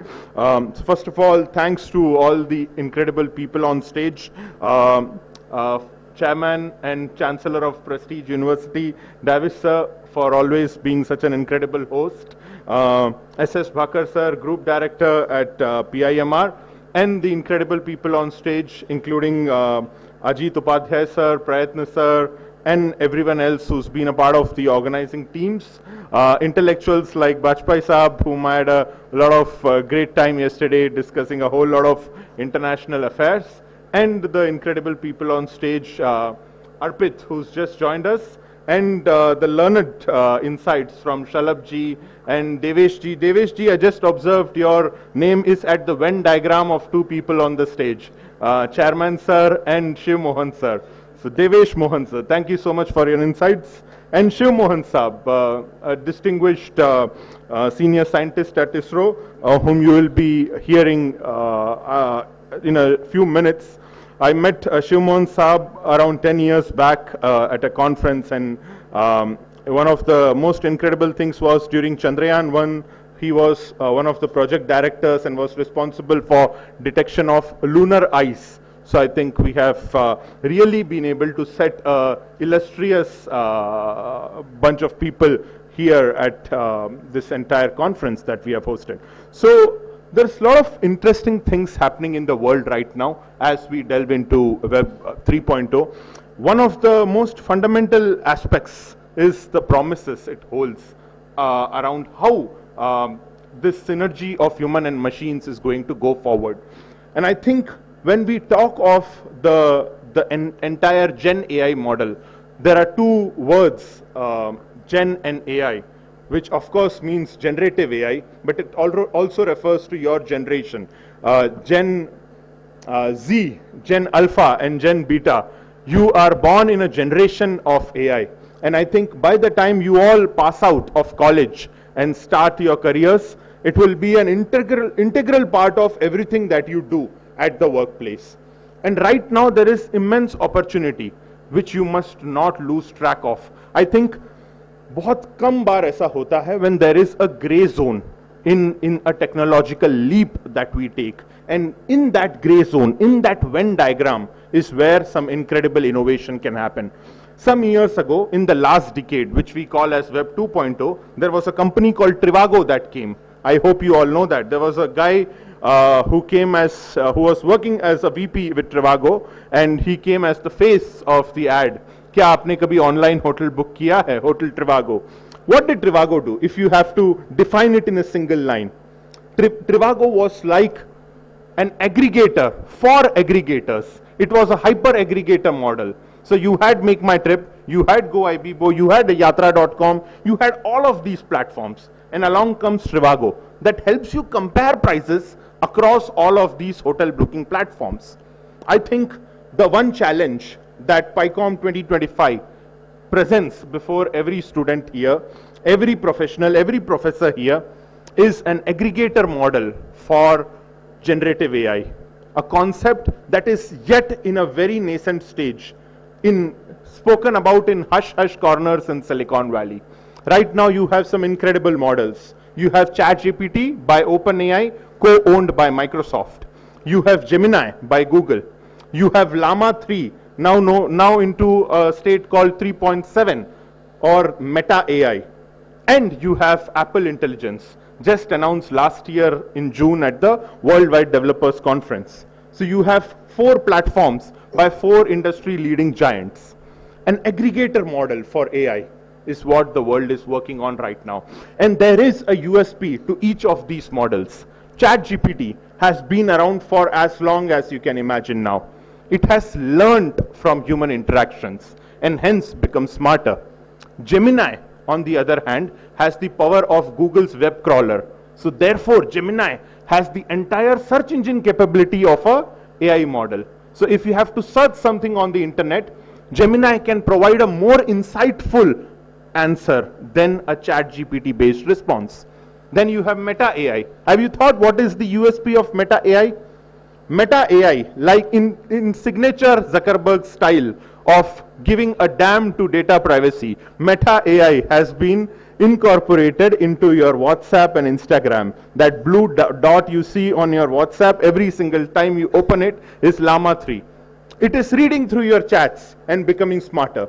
So if you have to draft a WhatsApp reply or an email reply, try doing it with Gemini, try doing it with ChatGPT, and try Meta AI. You will see that Meta AI has learned through your style of communication and is able to deliver a more personalized form of response. So all of these AI models right now have a USP. And the future of this human-machine synergy lies at the ability to decode this gray area, my friends. So right now, we are at a time when you just heard our great friend, the CEO and former MD of Tech Mahindra, CP Gurnani Saab, very famously, he challenged Sam Altman when he had come to India, and he said that Indians are up to no good when it comes to building a language model, and their research around AI is still at a nascent stage. Gurnani Saab challenged him on Twitter in typical Silicon Valley fashion, like Donald Trump and Elon Musk do every single day these days. Gurnani Saab challenged him that we will build an AI model. And I think we are at a cusp of technological brilliance that the world is witnessing right now. There is a reason, doston, that there is a Sundar Pichai at Google, a Satya Nadella at Microsoft, a Shiv Nadar at HCL, an Arvind Krishna at IBM, a Shantanu Narayan at Adobe, and Ajay Banga at World Bank, including the CEO of a lesser known website called OnlyFans was also an Indian woman called Amrapali Gan. This just goes on to prove the absolute leadership of Indians at the tech forefront in the academic community, my friends. The Harvard that we often speak about, the dean of Harvard Business School is Shrikant Datar Saab. The former dean was Nitin Nohria Saab, including the institution that Surat Singh sir mentioned yesterday, Harvard College, the flagship institute established in 1636. The Danoff dean of Harvard College is a man called Rakesh Khurana. I don't think you need a better testament of India's brilliance on the world stage right now. So I think we have all of the technical abilities. You all know of a company called Google. We spoke of the birth of Google yesterday. Google was restructured into another parent organization called Alphabet a couple years back by Larry Page and Sergey Brin. First, they made Sundar Pichai the CEO of Google. A few months down the line, Larry said that we want him to be the CEO of the entire property known as Alphabet. So Alphabet includes all of Google's verticals. That includes Google's R&D factory called X Labs. That includes Calico, California Life Company, Venture Capital, Nest, Fiber, Google, the bread and butter business, and Sidewalk Labs. Everything that Google owns. And in their inauguration letter, they wrote a founder's letter. There's a website called abc.xyz. Go home and check that out. In that they wrote, the reason why we think that Sundar is the perfect successor is because he has an encyclopedic knowledge of every Google product or service ever created. A metallurgical engineer from IIT Kharagpur goes on to lead the world's largest tech company. I think this is a testament of Indian brilliance. All of these platforms, not just DigiYatra, DigiLocker, and not just DigiLocker, all of these open source platforms we have been able to create. During COVID, we delved into a domain called vaccine diplomacy. Not only did we give Covishield and Covaxin to the rest of the world, we also created a website called CoWin, the world's largest DBMS for vaccine disbursement. And we made it open source. So not only did we give the vaccines, we also gave the website to be able to track the dosage of those vaccines globally, my friends. And not just that, I think whenever there is an argument about which political party did better, or whether it was a prime minister in the early 90s who brought the telecom revolution or the current PM without taking names, I think there will always be one thing that will stand out, and it is the power of the UPI, the Unified Payment Interface that we have created. Ask your friends abroad, anyone who's been able to transfer money over the last days, they struggle with two apps called Remitly and Wise, in which they, on the day one, they have to send like $1 and see if it reaches that account. And after that is approved, then they can send money. Whenever there is an ambassador from any of these foreign countries, from Germany or anywhere else, abhi kuch dinon mein there's an event in Delhi called the Raisina Dialogue. You know what they'll do? On day one, all of the world leaders and ambassadors from the so-called developed parts of the northern hemisphere will be taken to a sabji market in Delhi. And there, one of their ambassadors will take out a phone and scan a QR code and send money directly to the vegetable vendor's bank account. And they are all shocked how we have been able to accomplish that. UPI is one of our greatest technological producers over the last couple years. And it has been adopted by other countries. Singapore, France, all of these countries have been able to adopt it. So I think when we talk of India's brilliance on the world stage, we are there. And I think now is the time for you all to identify that gray zone, the intersection, the aggregator models for AIs, because that is where the ideal human-machine interface can be created. Of course, there was a human element that we all discussed. The degradation of human values, of human productivity, of human intellect at the hands of AI must not happen. You all are seeing that we are living in a content generation, my friends. Today, I think for every youngster out here, creating content before writing a research paper is more important. Creating a reel about PICOM 2025 is more important than writing an abstract about what happened at PICOM 2025. So I think that is something that you must ponder upon. While creating content is great and it helps brands tap into a great advertising potential on the internet, you must also look beyond making quick money via advertising. Imagine if Sarvapalli Radhakrishnan and Dr. APJ Abdul Kalam and Mokshagundam Vishweshwaraya were born in the Instagram generation. At Sriharikota, they would be making reels about the SLV3 project and about making bridges without doing the actual work. So focus on the actual work, the merit of the actual work, rather than the entire content outburst. You all saw what happened with India's Got Latent. So I don't think I need to say more about what I mean when over-dependence on content consumption happens. So I think that is one essential aspect. Of course, when we talk of the incredible things that are lined up, one of the more interesting aspects is about seeing how a domain that I come from, diplomacy and technology, are converging today. I think there are a lot of great areas, and I take this moment to congratulate the Prestige family, because you are all on your way to becoming a deemed university very soon. I think once that happens, there will be an abundance of these interdisciplinary courses. When we talk of governance today, one of the best areas where humans and machines synergize is called policy analytics. The marriage between data analytics, big data, and public policy, a domain that will create the future of governance. I think this is where this department called DOGE, or Department of Government Efficiency, is headed. The reason why Donald Trump, the tad bit lunatic leader of the free world, has given an open hand to a billionaire genius, Elon Musk, is for this reason. The creation of a Department of Government Efficiency, to be able to track every expense of the government, policy analytics. So I think this is the area that you must all focus on. And along this, there is an interesting thing, how diplomacy and technology are converging.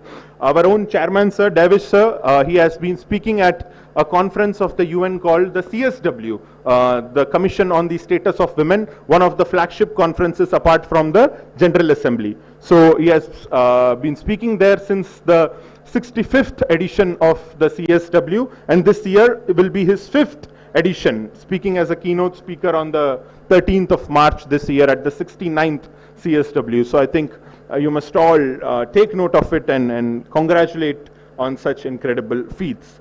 So I think we are headed in a direction where a lot of these incredible convergences are just going to shape up. Some of the areas that I wish to focus on via this entire conference, it's not just AI, my friends. The world is headed into some incredible directions. One of them, of course, is satellite internet. In a country like India, where we have such a huge population, I think you must understand that digital divide is one of our biggest enemies right now, when we are headed towards so much digitalization, and laying down wires and cables is never going to help us address an important issue called last mile connectivity. So it's very important that satellite internet, we embrace technologies like these. AI, again, is not about some science fiction movie or about complex coding. Even that brick game you had rudimentary level AI capabilities. Even the 999 brick game back in the 90s would help, would figure out a way for you to stop making that pattern. So I think that has already been, we have come a long way from what we have accomplished there. Augmented reality, virtual reality, machine learning, deep learning, big data, the entire game-changing ability of data analytics. There is a reason why Sundar Pichai and Mark Zuckerberg were called to the US Senate a couple years back, my friends. While the senators were all in their 80s, unable to ask them any specific questions about what they were doing and how they were making money, there is a reason why every major product that comes out of Silicon Valley is served to you on a golden platter for free. Whenever the product or service is free, the consumer is not the consumer is the product, my friends. And that is an important takeaway from this entire conversation about the technologies that Silicon Valley is heralding right now. So of course, apart from that, we have incredible, some of the areas that you must take note of are computer vision, because of course with all of these intelligent apps making our smartphones even smarter, computer vision is one area that the industry is working on right now. Of course, the intersection of quantum computing with cyber security is one essential area that we are working on right now. Another area, automation. It's called RPA these days, robotic process automation. So I think that is again an area that you must take note of, that the industry is currently focusing on. I think a convergence of all of these areas is where the future lies for human-machine synergy. So I think take note of that. Do not miss out the Indian element while you are focusing on the gray areas. Remember, we were one of the most indigenously developed intellectual civilizations of the world. For over 1,000 years, it were invading forces that made us go astray from our path. They say after Prithviraj Chauhan, and Prithviraj Chauhan was India's ruler in the 1100 AD. After Prithviraj Chauhan, the next indigenous head of state was Dr. Rajendra Prasad. So you must take note of the fact that for over 1,000 years, we were being intentionally diverted from the path that we were assigned. So every single time you have a moment to stand up for India, take that moment, embrace that moment, not just here. I think one of the best takeaways from this particular session, and especially with the presence of CP Gurnani Sahab, is to be able to stand up for India every single time there is a bully like an Elon Musk or a Sam Altman emerging on the internet. Because India's technological ability to solve for the human-machine interface is at its highest right now, and you must tap into that gray zone. So a couple years back, I was at a university in UK. I was there for my MCTP, a mid-career training program, without naming the university or the college where it was. There was a very great professor who has written a lot of books about the evolution of human beings and how it has delved into the modern society, without taking his name, but I think that hint is enough. He was speaking about a lot of great things about what our evolution journey has been like, and about the essence of being human, and about the essence of the basis of being human. So along this time, there were around 5,000 odd Europeans and so-called children from the first world sitting. I, of course, like it would happen in a conference like these, and of course in foreign countries our best friends are Pakistanis and Bangladeshis, so I was seated in a corner as a poster boy of the third world with a bunch of our neighbors. And when he was addressing this audience, he just started speaking about amino acids, the building blocks of life, the building blocks of protein, he said. And he looked at the audience and asked them, I am sure you all know what amino acids are. And these 5,000 kids of the so-called Northern Hemisphere had no clue about it. And then, of course, he looked at us like we would have no clue, because in his eyes, we were all from a third grade education system from the so-called third world. And at that moment, I was confident enough to raise my hand. And I said, the amino acids you are asking are lysine, arginine, histidine, aspartic acid, glutamic acid, serine, thioridine, asparagine, glutamine, tyrosine, cysteine, glycine, avaline, valine, leucine, isoleucine, methionine, proline, phenylalanine, and tryptophan. And after this, I looked at my friends from the so-called first world and said to myself in my heart, UPSC for you all. So I think that sums up the ability of what Indian education system has stood for, what our UGC curriculum, the most hated NCERT curriculum, all of these incredible curriculum have done to the intellect of Indians. And I think this is an opportunity for you all to be able to shine every single time there is something great happening on the world stage that requires you to make sure India's presence is felt. So with that, thank you so much PIMR for hosting me, and good luck to all of you. for PICOM 2025. Jai Hind, Jai Bharat, and thank you. Thank you everyone on stage.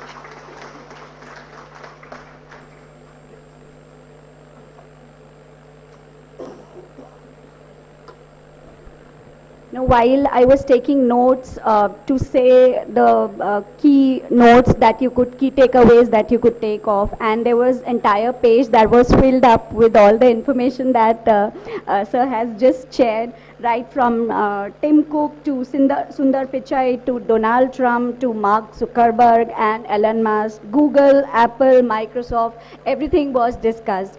And I could make out that India is still working on AI and we are still the leaders in AI. Thank you so much, sir. We had a lot of things to learn from. Thank you so much. Moving ahead, I'm truly delighted to present today's keynote speaker, someone whose contribution across multiple domains have earned him, I'm so sorry, I think I have turned the page, I'm so sorry. And with that, we have with us a leader whose vision and expertise have steered the growth of one of the most respected financial institutions in the country.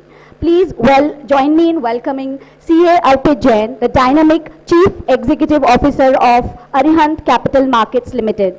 Under his able leadership, Arihant Capital has not only expanded its horizon, but also had earned a stellar reputation for delivering excellence in the field of wealth management, investment advisory, and financial services. Let's learn more about Mr. Arpit Jain.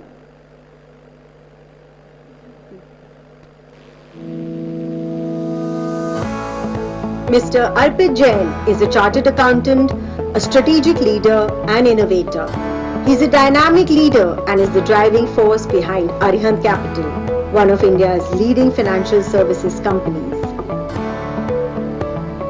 With over a decade of expertise in capital markets, investment banking, institutional broking, fintech and business development. As a visionary strategist, he leverages cutting-edge technology, data-driven insights and a customer-centric approach to fuel innovation and sustainable growth. He has been instrumental in expanding Arihant's footprint and strengthening its position in the financial sector. Under his leadership, Arihant Capital was listed on NSE and BSE and now serves over 2.5 lakh clients, 750 investment centers, 1,000 corporates and 120 institutions. The company's diversified brands including Arihant Capital, Arihant Plus, AIFE and Electrum reflect its commitment to financial growth and education.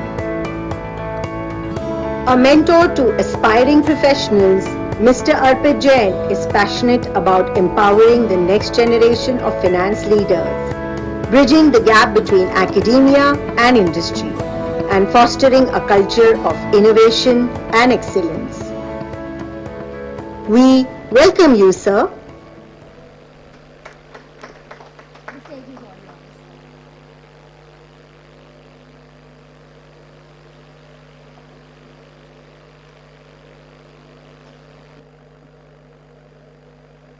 Good afternoon. Sorry. Good afternoon, everyone. It's an honor to be here in PICOM 5.0, 2025, sorry. And I really am honored and express my gratitude to be here. I welcome all the dignitaries, all the faculties, all the researchers who are part of this wonderful PICOM session. And Mr. Bhakar sir, who is Group Director, Prestige Group, and Dr. Davis sir, I think he's gone for some work, but yeah. I welcome everyone to this wonderful session here. So, we have spoken a lot about what's happening in the world and how human and technologies together coming and taking things forward. So in the finance world that we see, that we come from, I would like to give you what is really happening and what all opportunities are here for students, for all the faculty, how they can help the students in getting the new jobs and everything. So At Aryan, basically we have four major divisions that we work in. We provide a platform for retail clients to trade into markets. We provide portfolio management services. We provide platform to institutional clients to do research and execution with us. And we provide stock market education courses and wealth management services. So earlier all these activities used to be more human nature, manpower driven, but with technology coming up, we are seeing that in Indian stock markets, almost 60% of the volumes today are happening through algo trading. And if I compare it with developed markets, it is almost 80%. It used to be 100% human volumes earlier. So that is how the world and that is how the whole finance industry is changing and transforming. So basically it's all about embracing cutting edge technology, integrating AI, which is artificial intelligence, machine learning, algorithm trading to revolutionize the way we put trades. So Industry 4.0 was all about digitization and smart automation. Industry 5.0 is about human intelligence, creativity, personalized decision making, augmented by AI and automation.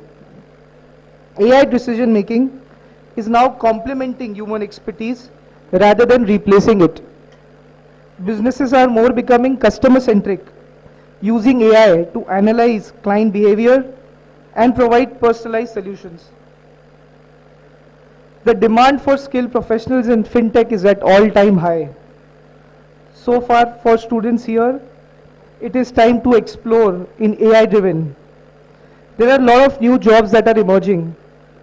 Like Mr. Siddharth also mentioned, data analytics, algorithm, AI, all these things are emerging in a big way.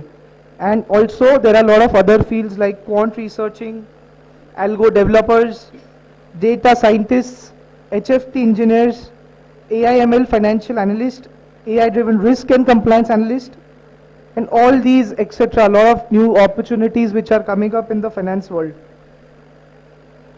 In terms of the way we are working at Aryan, we see a lot of not only just using data for execution of trades, but also in portfolio management and wealth management, where we are using AI, how we can maximize the client's return, how we can minimize the risks, where we can use the asset allocation logics which are automated rather than more emotional, because market is more about greed and fear, and how using technology we can out of all the emotional things and use logics to maintain everything. So that is how things are happening in the finance world, and it's an amazing and wonderful opportunity that every student can look and see, and it's just exploding. So it's wonderful to be part of PIMR, and thank you very much.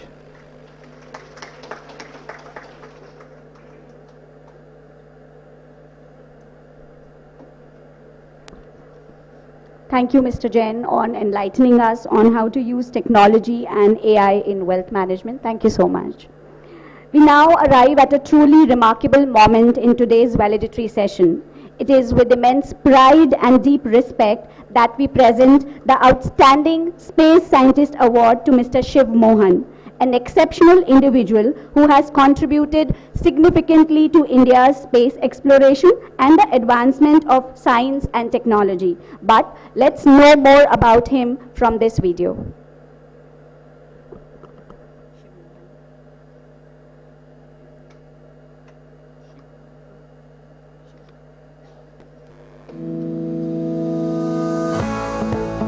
Dr. Shiv Mohan is a distinguished Indian space scientist and educator, renowned for his expertise in microwave remote sensing. With over 33 years at the Indian Space Research Organization ISRO, He played a pivotal role in advancing radar remote sensing technologies in India. He led groundbreaking research initiatives, including international collaborations with JAXA, NASA, DLR, ESA, and ASI, and he was instrumental in the development of India's first radar satellite, RISAT-1. His contributions to lunar exploration, particularly in water ice detection using Chandrayaan-1 SAR, have been widely recognized. Post-retirement, Dr. Mohan continued his research at the Physical Research Laboratory, focusing on lunar water ice detection and regolith depth modeling. Dr. Mohan has held key leadership positions at ISRO and PRL, contributing to missions like Chandrayaan-1, Chandrayaan-2 and India's upcoming Venus mission. As the founder chair of the IEEE GRSS Gujarat chapter, he has significantly shaped India's geoscience and remote sensing community. With over 320 research papers, 3 authored books and mentorship of numerous scholars, he remains a thought leader in his field. His contributions have left a lasting impact on India's space programs, setting new benchmarks in remote sensing research and innovation. He continues to inspire future scientists as a visiting professor and research mentor. Dr. Mohan has received several prestigious awards, including the Indian National Remote Sensing Award 1995 and the IEEE Geoscience and Remote Sensing Society Outstanding Service Award 2022. We welcome you, sir.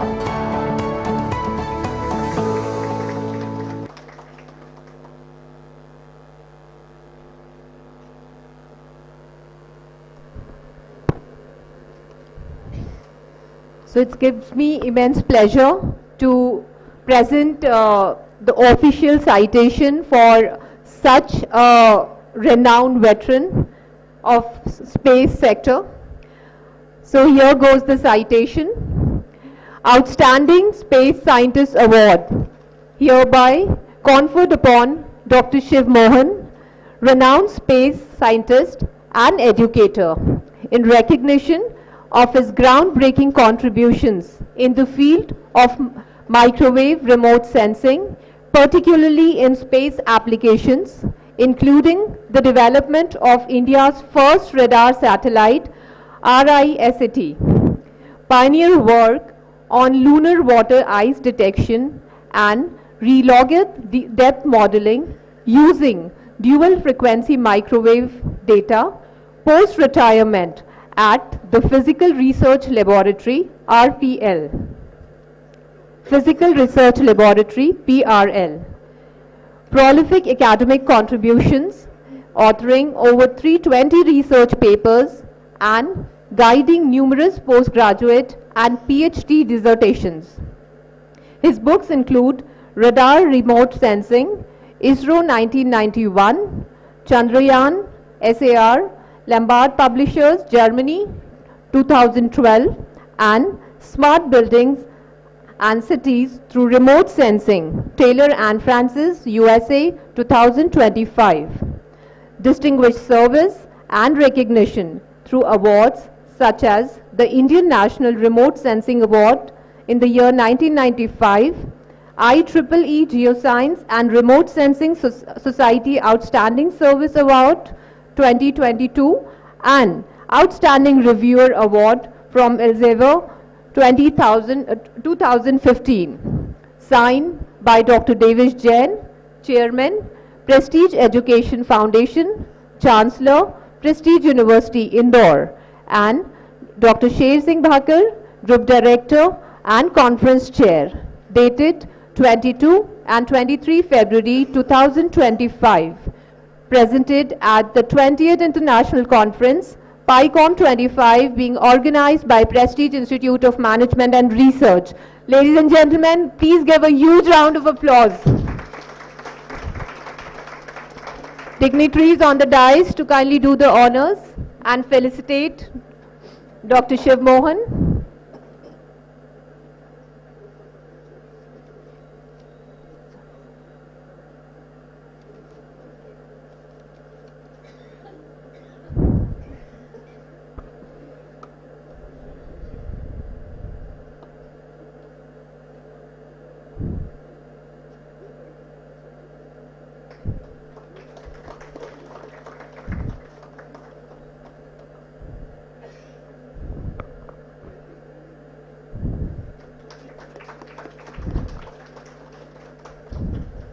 तालियों की गड़गड़ाहट आसमान को छूना चाहिए.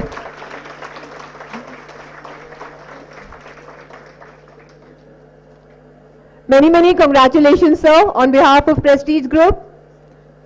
We would request Dr. Shiv Mohan to kindly address us with his words of wisdom.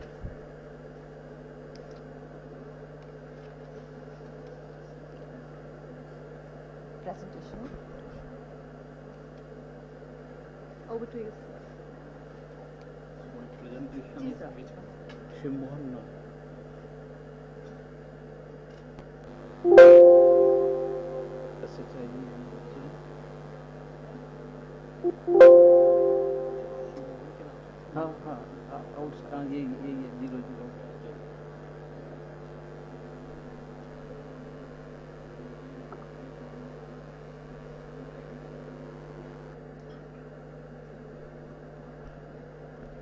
Okay. Good evening, and thank you for inviting me in this PICOM 2025 conference. And a surprise to me, a award also is given to me on this occasion. It's just a surprise. I didn't know one more thing is for me. In fact, I retired in 2011, and I thought my journey is over and say bye-bye to government.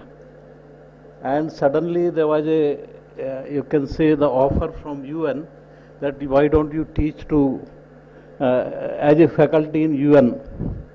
I took some courses and I had to visit a lot to foreign countries which my family didn't permit me to go so often. In the meantime, PRL Physical Research Laboratory, they invited me that why don't you do your research, continue your research work at our place. So it happened that when you think it is over, but in reality it was not over. Once PRL is over, then the universities invited me to be a visiting faculty and do the teaching in those institutes.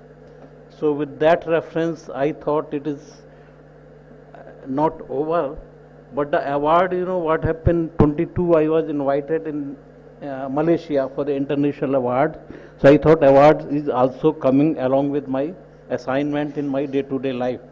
And this is also adding my award. So I'm thankful to PICOM. Recognize me for my contribution which I did as a part of my government duty. You know, I never thought that I will be getting something out of that. So it's just a dedication to my work, that's all, nothing more. Now just brief summary I did. I just told you that you never know what is written for you, and you never know what is likely to come even very near future. So let me just have my journey as a scientist or a technologist when I didn't have any education. Education was primarily your basic physics, and which includes few principles of physics, few instruments you can operate. Instrumentation interaction during your education is through instruction manual.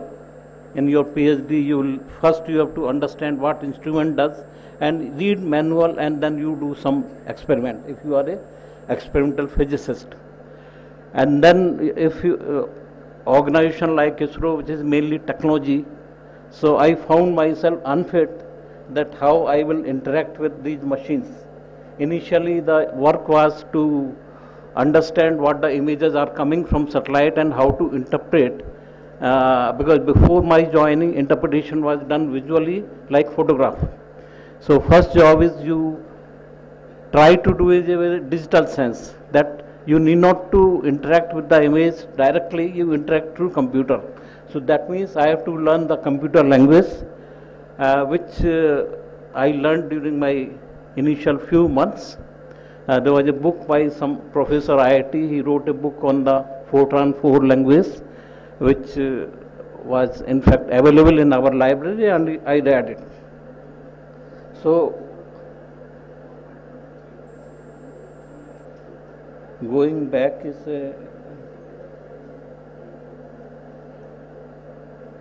it's not going back. Oh, first, no, for that. So my interaction was this, no, that deck. I don't know how many have seen this deck. Oh, okay. So how I interact with the computer, most knowledgeable, real work you have done with your real interaction with the machine. Start from this deck. That means I am not allowed to enter to the computer system. I have to give this kind of deck. This deck contains my instruction what computer should do for me. So that means I myself is the interface for giving my information to the computer. And this DAC is read by the computer. ISRO didn't have computer, we had to going some IIM and PRL laboratory for running our programs. So interface is, you yourself is one of the interface.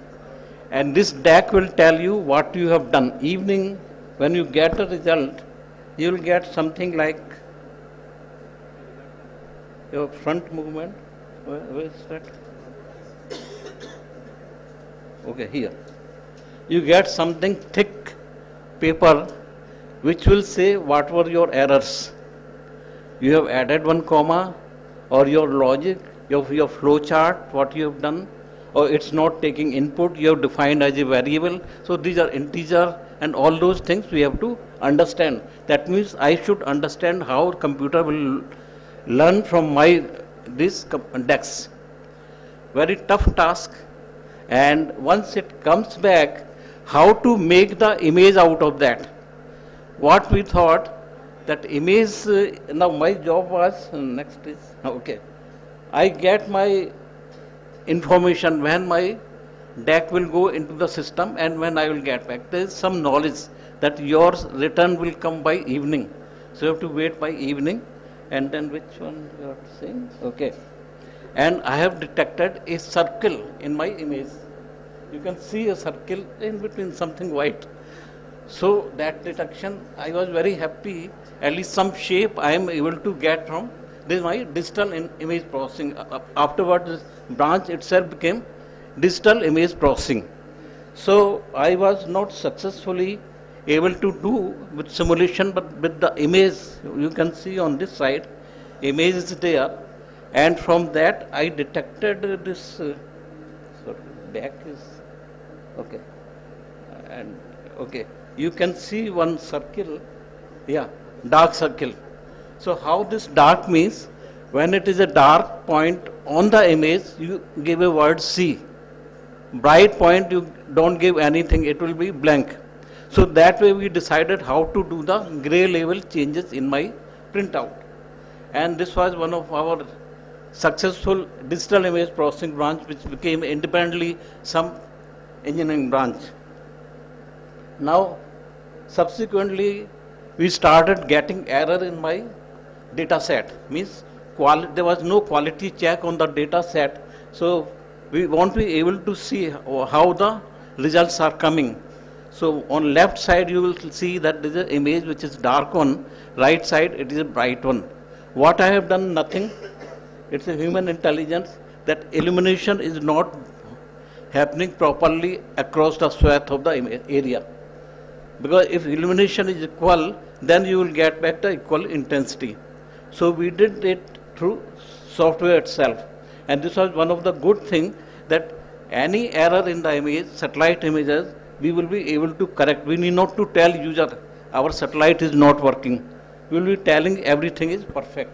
We give this kind of images, and this helps us a lot in terms of our own understanding how we should go ahead in this direction.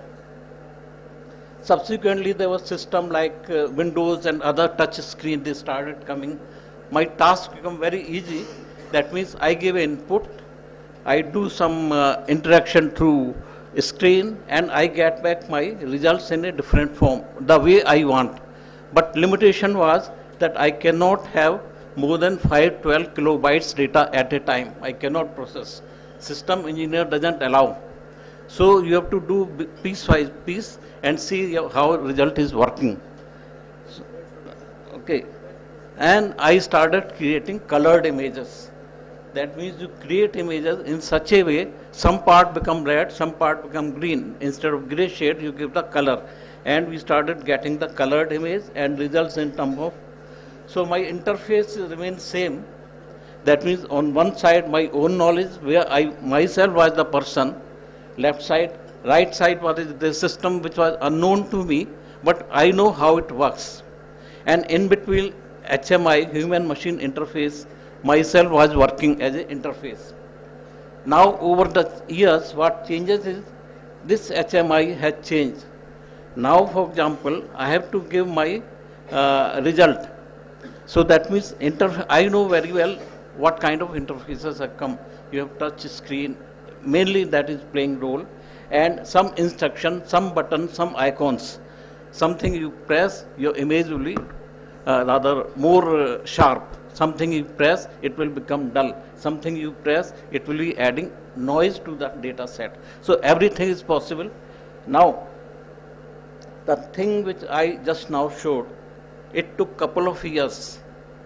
Now with the enhancement in the technology on this interface, what has happened, things have changed a bit. That means my system is this only, one screen. I can see your whole Indore for last 20 years, how much it has changed through satellite data, and that is done in the 10. Some transformation is there. That means I can first find out how much in this area, what is, I give some colors to everything. Suppose I give red colors to the green vegetation, some color to something. So it becomes just a few minutes I can create these kind of images, which was happening a couple of years I used to take doing all those things. I can create third dimension now from that 2D data, or I can collect 3D data also. So this is means enhancement of my technology, image processing or data acquisition system. And also ability to look in the night for many applications, which was one of the requirement. When you go in the technology, you present that next we want this, so you have to show how successfully you can be. So night vision kind of cameras we have. And also through clouds. One of the meeting in which we presented that our Indian remote sensing satellite are not able to produce images in the Kharif season. So we cannot give any information of the growth of the crop. So we started working what are the waves which penetrate through the clouds, and radar waves are penetrating through the clouds, and signal comes back, we collect and provide the information of the crop type or any disaster management and all those things. Importance is that the government understood, but funding was a problem. So it took couple of years for radar remote sensing to be evolved as a program. One of the meeting I said that this is disaster management. When flood is there, you have to give information immediately. There is no point in giving after clouds are not there, because it is mostly cloudy conditions. So it was okay, it is your nice idea, but we don't have money to give you that 300 crores. So technology existed, mind setting was there, but unfortunately money was limited at that time, or our political will were not too, because Charan Singh and all those kind of ministers we have faced. So they say, no, you do spend money on the agriculture ground instead of satellite. So something is, that's a vision of the government, and as a technologist we keep on doing. We detected the places or where the, with the technology, that how the road conditions are there. There are a lot of subsidence in the coal mining area. So we do demonstrate such kind of thing, that why we need a technology for doing certain thing. And when you do the technology,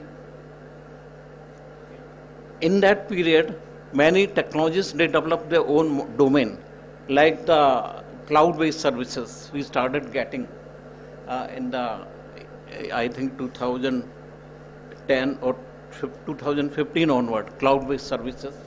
And I just thought, earlier I was taking some 10 years, now I can take few, next is, this is also cloud-based, next. Indore, I just checked. I am trying, you see the years on the corner, this corner, 23, 25, 26 to 25. I just wanted to see how the growth is happening in the city. And it took only half an hour, not much time. Satellite data acquisition, getting in the cloud platform and doing the analysis. So HMI interface has given me a lot of opportunity to do a lot of things. Within a few days you can do a lot of things. Now what thought comes to you that I should have been born in this area to do if I want to do more work. So ERA is available to all those youngsters which thought which came in my mind that you can do the mostly the thing that you have to understand the technology, you have to understand the machine, and you have to understand the what algorithm or what model you want to do it. And the different kind of platform today for the on the cloud based, and I myself has proposed one platform for the cloud based services for 1 year for Indian student free of cost, and you can develop anything on that cloud platform. It was available for last year, and this year also it will be continuing. Now future is basically little more what I anticipate that we are doing the true interface which doesn't recognize my mind setting, doesn't recognize anything, so I have to understand again machine in order to give my instruction to the computer. Secondly, some of the recognition can be done using modern tool like GPT and AI, and there what is advantage, I give my instruction to ChatGPT that I want to get a flood model for Ahmedabad area. It will give me 5 codes, run that on a cloud-based model, and I get flood map. So up to that extent, things are available today. Community may or may not be knowing that many things are available which you can do it, but more is required to be done because everything is not so easy, because you have to understand algorithm, which is one of the most important requirement. Other is you have to understand which data, you have to instruct that what data I want. Data is available freely, fortunately, for many applications. So, but our efforts is mostly that we should behave with the machine as if I am talking to a computer system. Instead of giving my instruction, instead of giving my, everything should be in terms of talking. He should understand my language and I should understand that language. Up to that limit is the ultimate vision, but how much we reach, it depends on what are the technological advancement. Now, those who are youngsters, those who are from industry, the government is giving a lot of scope on this interface. There's a venture capital of 1,000 crore to support space industry. That means you take any part of this, what I have told you story, or any hardware development, there's a lot of money available as a venture capital from the government, and there's a space startup initiative which is in space, is the company of the government, government company. They authorize many industries for many activities, and they have recently released a fund of $500 crore.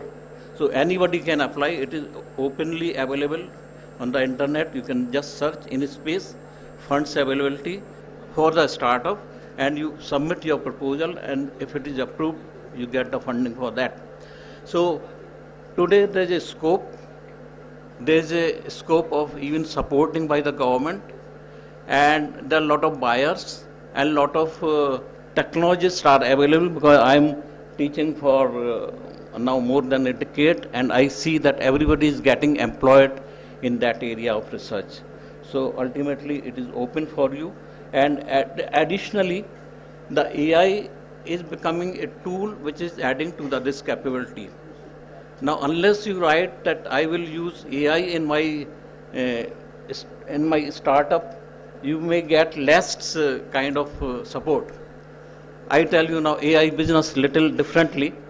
I learned AI in early, when I started my own career. What was that AI? It was a computer system which should recognize many kind of targets on my image. It should tell this is water body, this is human, this is a building. That is also AI model. We were calling is unsupervised or supervised classification. Same thing has come now as a AI part. Things are same, it is nothing like umbrella has changed, but what happened, one of my known person, he submitted a proposal, unsupervised classification he will do, it was not accepted. And he asked my help, I said you just change this unsupervised to AI model we will be using, machine learning we will be using, and same proposal gets accepted. Those who are accepting or rejecting, they are given instruction that AI and machine learning should be part of their work. So many things are not new, but umbrella has been changed. Like classification umbrella from supervised classification to the AI learning models or a machine learning models. Things are, because there is new science, it is a technology which has been changed under same configuration. So with this, I think I will say it is kind of picture which tells everything, that how you should interact and what we are looking for and what you are.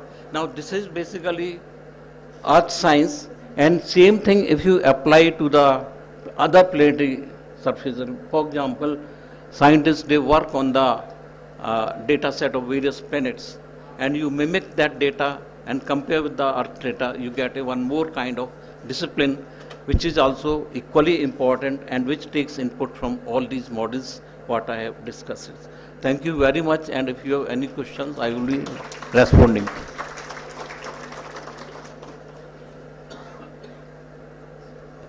Okay, thank you. Should I question any? Or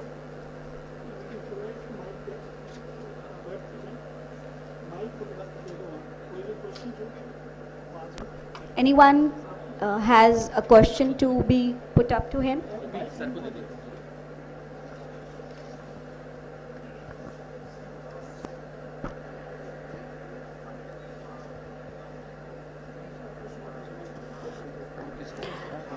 Any questions that the audience wants to ask to? Yeah. There.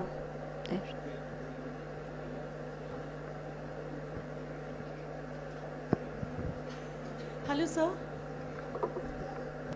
Hello, sir. I'm Dr. Shumita here. Can you hear me?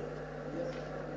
Sir, I'm a social scientist. I do not know your area at all, but I was intrigued the way you presented the whole concept, and I'm sure that you tried to simplify it for the whole audience with a diversified discipline. I'm sure about that. It's a layman's question to you. You shared a graphic presentation of the Indore city. Okay, I'm wondering, from my side, I know nothing, and I just saw that you said that this is a graphic presentation. I'm just wondering, that could be recreated intentionally if I want to, say, create something like which does not exist, say, rainy weather, too much rainy weather, or too much muddy area, or say lack of trees.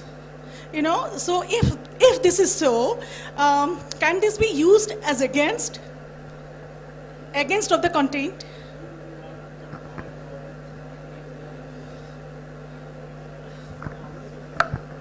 How much money or how many trees or how many trees. Right. And you can do free of cost, freely available platform, freely available data. Yes. And you just go to the site, get yourself registered and say Indore. It will ask which location, Indore. You select your area of interest. Within Indore, I have selected NH42. You can select any area within that. Right. And then you ask for because you are layman, you ask what you are looking for, urban, vegetation. Yes, yes. Crop or soil. You put a tick on that and it will give you result. Okay. You want for last 10 years, you say timeline from 2014 to 2025. Yearly or weekly or so specify. and everything is done within half an hour. Okay, sir, this is the order I give, and I get a natural selection of the actual slides. The photograph I get, right? Can this be created, recreated something which does not exist? Like say more of vegetation or lack of vegetation or a rainy season? No, you cannot simulate a condition. It will tell you, it is a photograph. Because that can target to the sensitization of fear of, we can be the victim.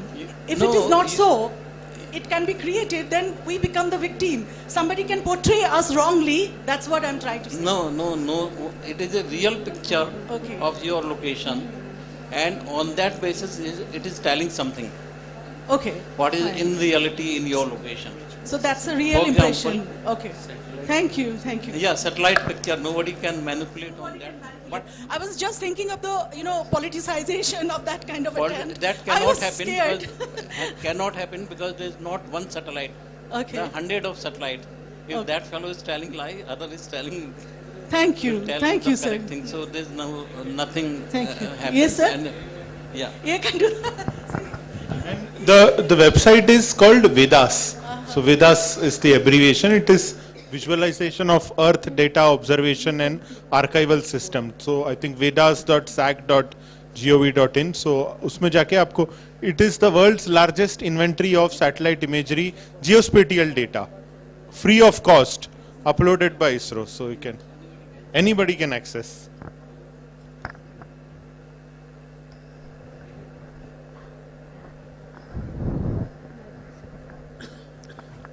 Any more questions? Okay. Thank you so much for that inspiring speech, sir. I'm sure it must be quite challenging for you moving from that era to this AI era. We all are truly inspired from you. Thank you so much for this lovely speech. Before we move to our next section, Mr. Shalup Chaturvedi had some prior engagements and has to leave this ceremony now. And we'll be thankful to you, sir, for your gracious presence and looking forward for many such interactions with you. Can I request Dr. Subramaniam Iyer to present a memento to him?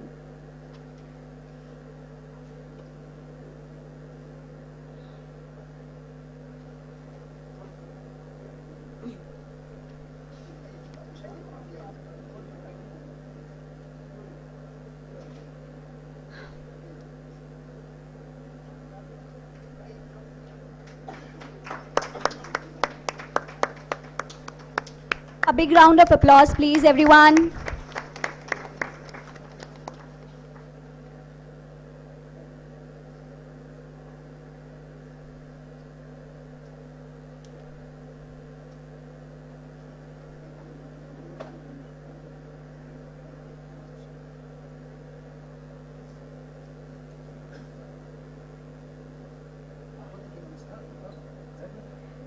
If you can wait, we'll be on. Please have some.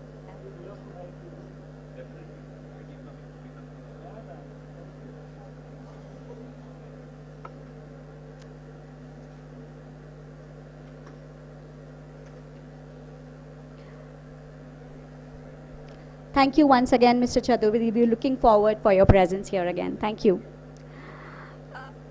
I'm sure a lot of you are still waiting for the results of the PhD contest and the research papers that you've present and the gold medals. So at Prestige, we have a tradition of honoring all our outstanding individuals, whether they are students or faculty members. This brings us to another section of this event, the award ceremony. To conduct the award ceremony, I invite Dr. Swati Rai on stage.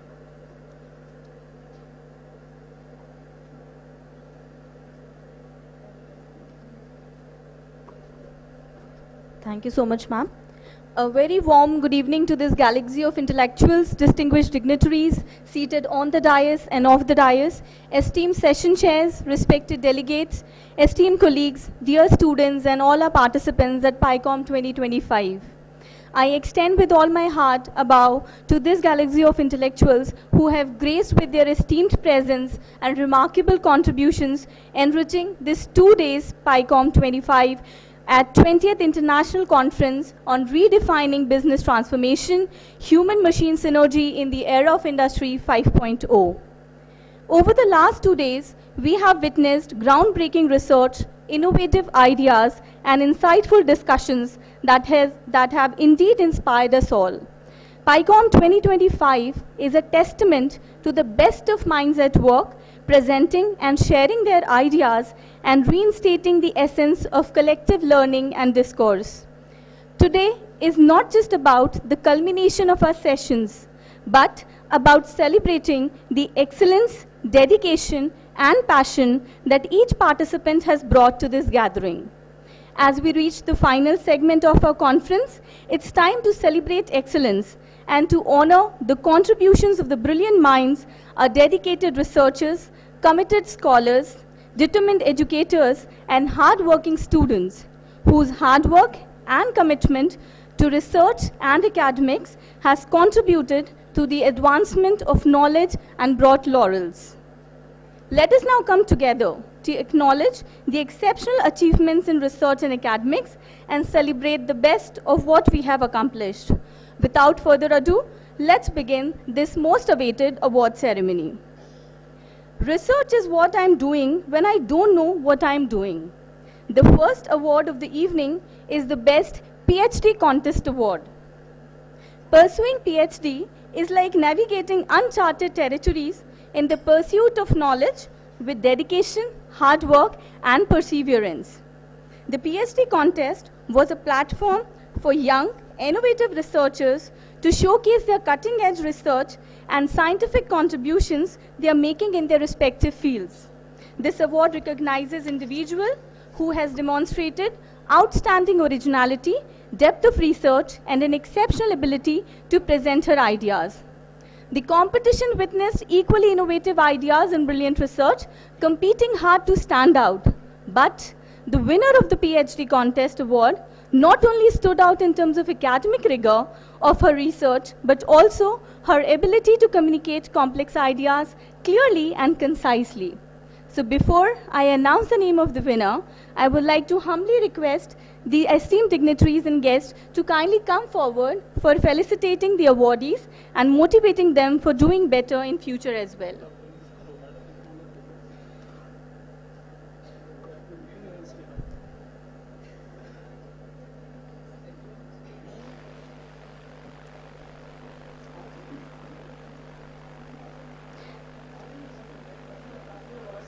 I'm excited and elated to announce that the award for the Best PhD Contest goes to Dr. Jyoti Ishwar Laljani on her topic, Analysis of Dividend Policies in Selected Automobile Companies.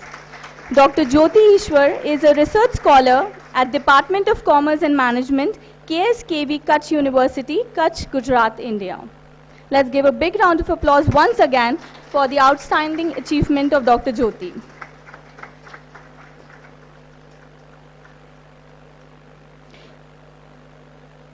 After this is the segment for the award for the best research paper from paper presentation tracks.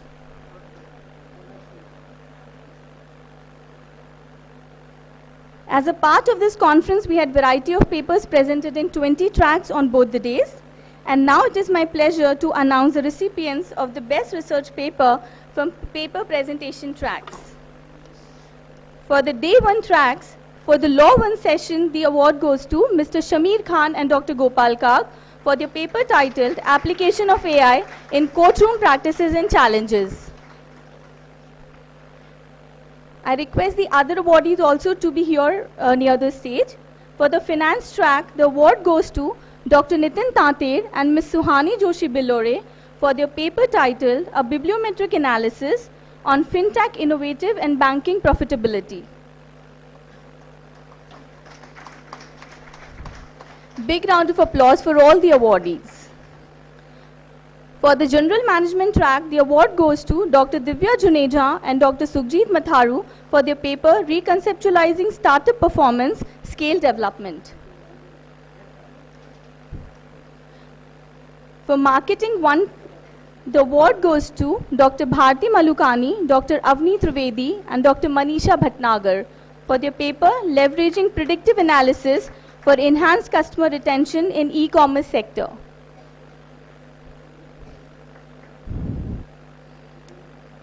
We have here Dr. Sukhjeet Matharu.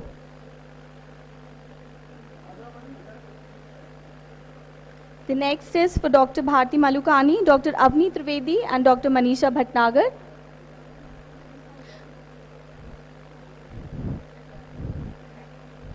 This is the most awaited segment, तो तालियां बजती रहनी चाहिए.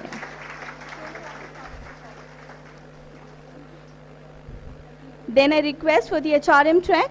The award goes to Dr. Sachin Batra and Dr. Ashish Rastogi for their paper titled A Deep Dive into Algorithmic HRM, Exploring the What, Why and How.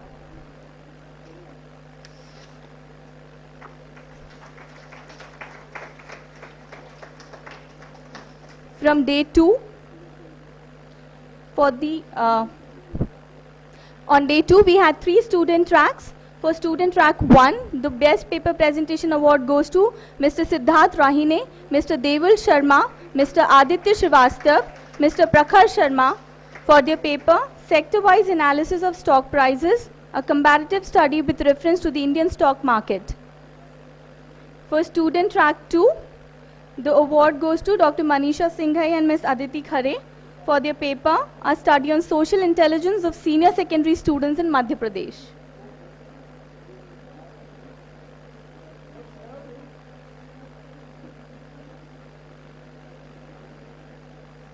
And for student track 3, a big round of applause for all the winners of the student tracks.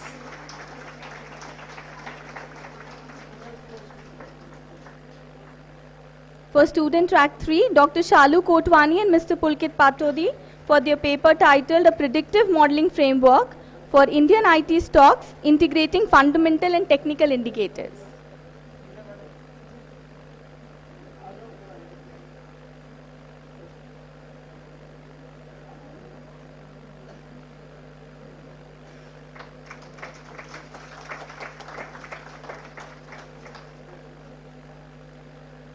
I once again invite for marketing track Dr. Bharti Malikani, Dr. Avni Trivedi and Dr. Manisha Bhatnagar.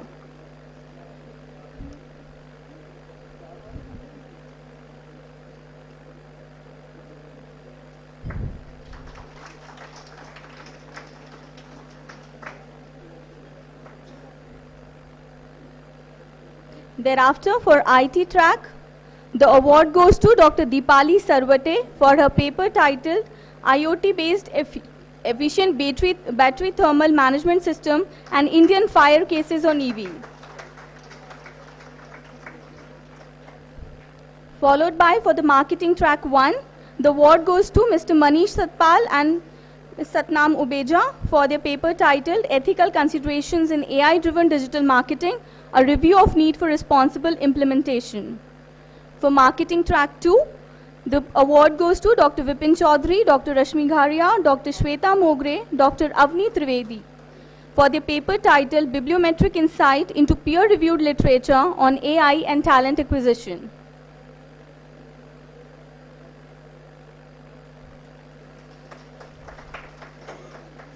For marketing track 3, the award goes to Mr. Saidev Srivastava, Dr. Pragya Kesri for their paper titled Effective Social Media Marketing on Consumer Brand Trust, Insights from Bibliometric Analysis.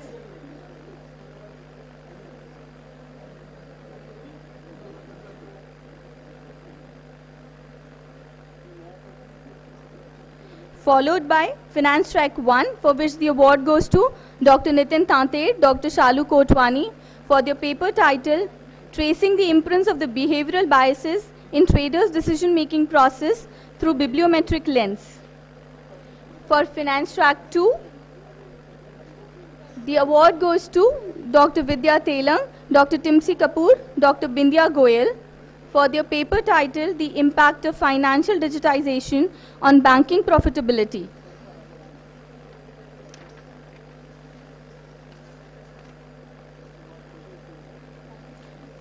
For Finance Track 3, the best paper goes to Mr. Amitabh Joshi, Mr. Sumit Zokarkar for their paper titled A Study of Commodities and Institutional Investments on Stock Market Using ARIMA Method.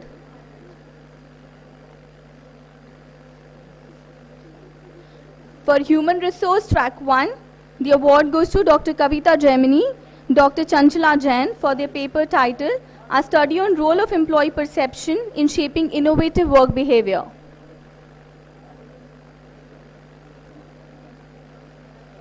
For HR Track 2, the award for Best Paper goes to Ms. Pooja Ludhiani and Dr. Anukul M. Hyde for their paper titled A Study of Organizational Commitment in FMCG Sector in India.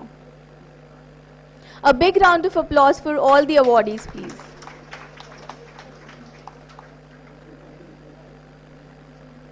For the Law Track 2, the award goes to Mrs. Sayali Bandi and Ms. Trisha Jain for their paper titled Neuro Rights in the Age of Symbiotic Systems, Ethical and Legal Challenges of Brain-Computer Interfaces in Human-Machine Synergy. For Law Track 3, the award goes to Ms. Anam Mishra, Ms. Tanishka Gora for their paper titled Regulating AI in India, a critical analysis of Digital Personal Data Protection Act and its governance.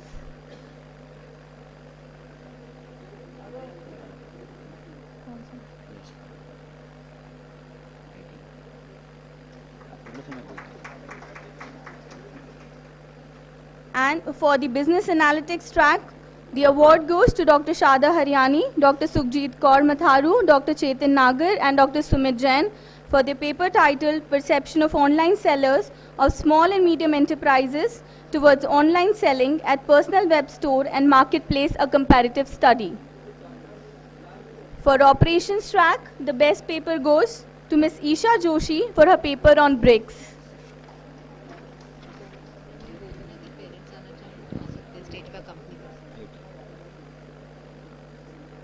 I would like to once again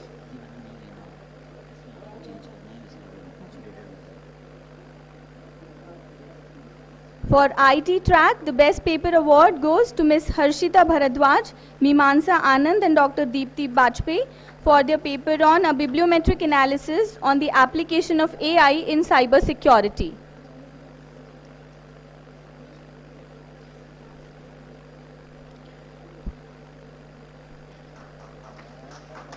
All the winners of this award have indeed demonstrated remarkable level of expertise, creativity and dedication in their research work.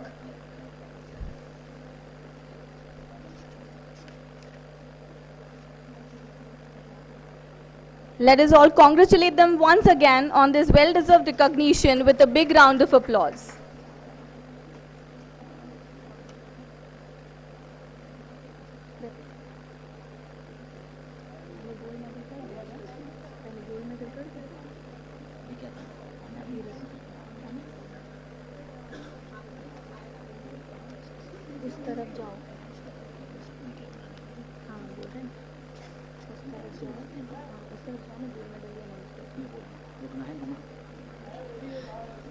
I request the guests to please stay here for the next round, which is the Gold Medal Award for the batches of the academic year 2023 and 2024.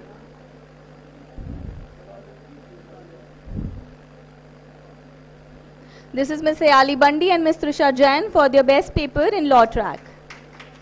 A big round of applause once again for all the winners.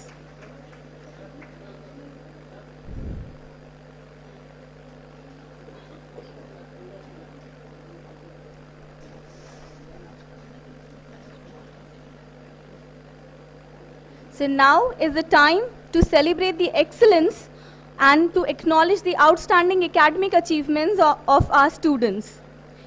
The toppers of the academic year 2023 and 2024 will be awarded with the gold medal, and it is my great honor to announce the names of the students who have achieved this highest academic distinction in their respective programs. We begin with the gold medal awardees of postgraduate campus. For MBA full-time, Shri Mohanlal Bhagat Memorial Gold Medal goes to Kashish Chhabra. For MBA full-time finance major, Shri Ashish Goel Memorial Gold Medal goes again to Ms. Kashish Chhabra. I request all the students to please come here to receive their gold medals. If parents want to accompany their child, they can also come here on this stage. MBA full-time, HR major, PIMR staff gold medal goes to Shruti Maheshwari. Big round of applause for all the gold medals. MBA full-time, marketing major, PIMR faculty gold medal goes to Ashish Jhirwal. MBA Shri Vishal Bhagat Memorial Gold Medal goes to Riya Sharma. MBA Marketing Management PEF Gold Medal goes to Suhani Tarvecha. MBA IB PIMR Gold Medal goes to Shushti Gaur. MBA PA PIMR Gold Medal of Personal Administration goes to Yatishi Vaishnav. MBA APR PIMR Alumni Gold Medal goes to Vedant Bothra.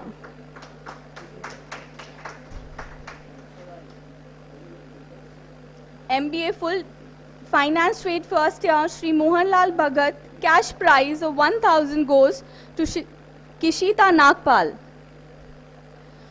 All the gold medalists sincerely need your encouragement and also your motivation. So a big round of applause please for all of them. After this, the gold medalist for Law Campus, please be ready.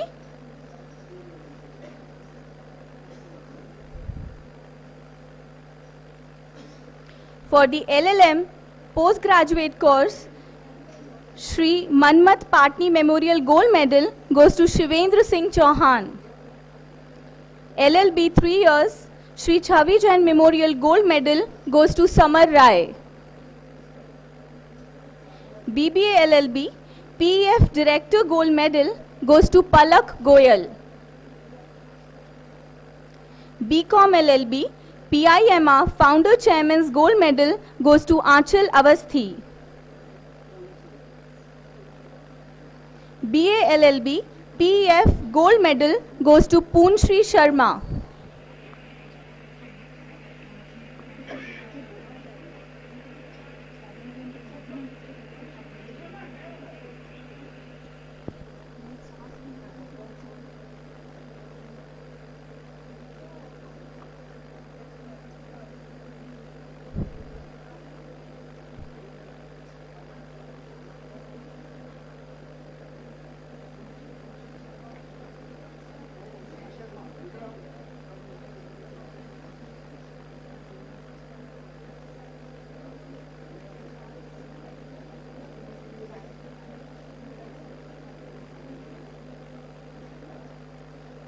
I request the law campus gold medalists to please wait for some time. Meanwhile, the PIMR PG campus gold medals are being distributed.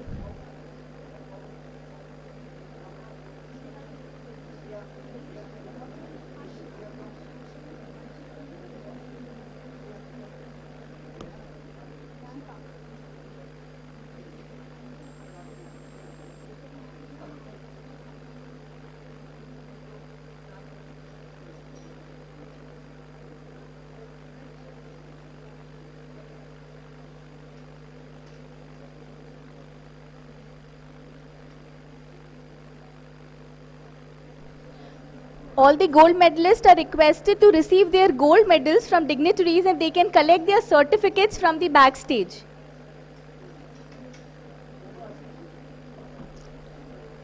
I request the gold medalists to please receive their gold medals from the dignitaries and receive their certificates from the backstage.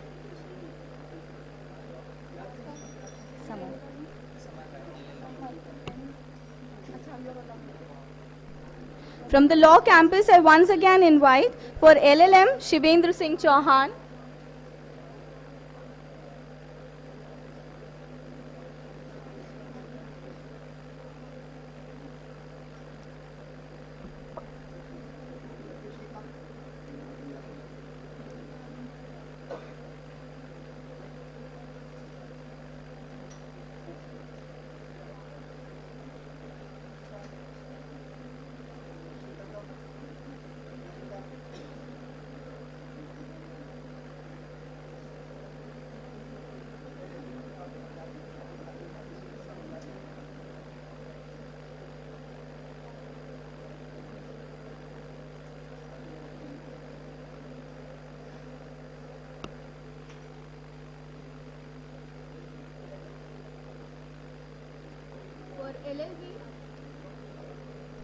For LLB, 3 years course, gold medal.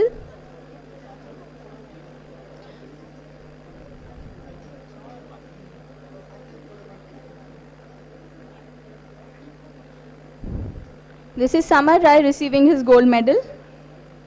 A big round of applause for all the gold medalists, please. They have worked all through 3 years, 2 years and 5-year courses to reach this level of receiving the gold medal.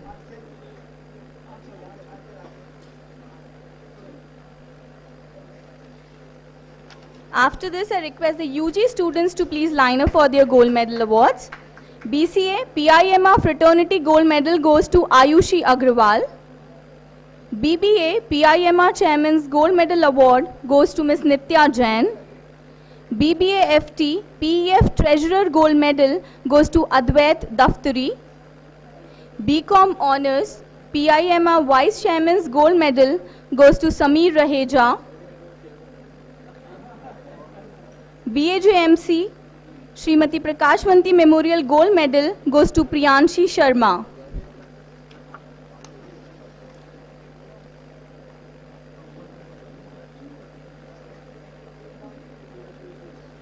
I once again request you all to please give a huge round of applause for all these academic toppers.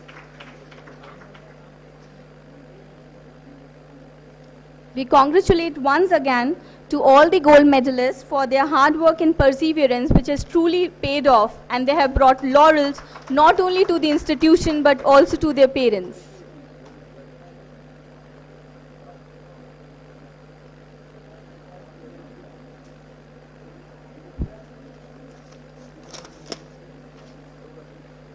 After this is the time to felicitate the students of undergraduate campus for receiving the value-added certification courses.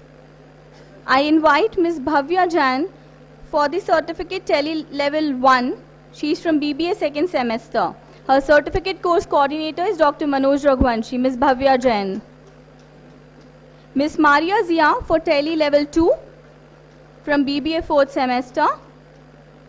Ms. Shreshthi Mittal for ACCA certification. Ms. Namami Verma for ACCA certification. Ms. Kashvi Jain for ACCA certification. And Shushti Jain for NISM Mutual Fund Series 5 certification. I request all these students to please come on the stage to receive their certificates.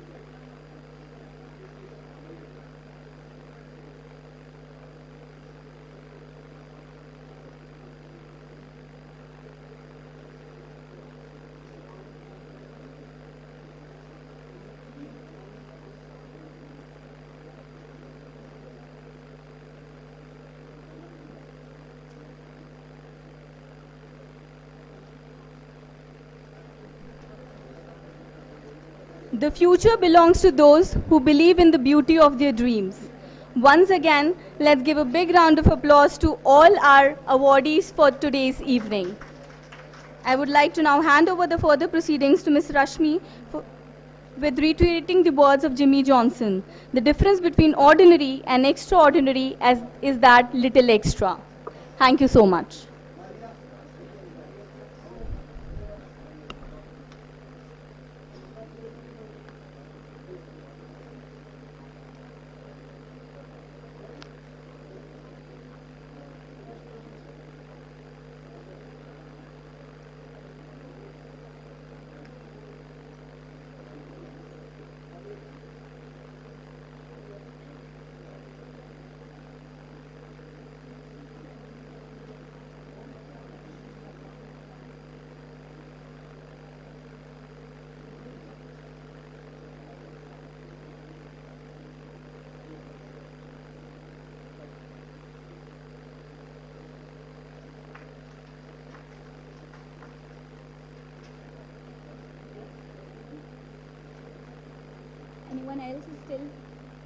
Is anyone still remaining to receive the certificate?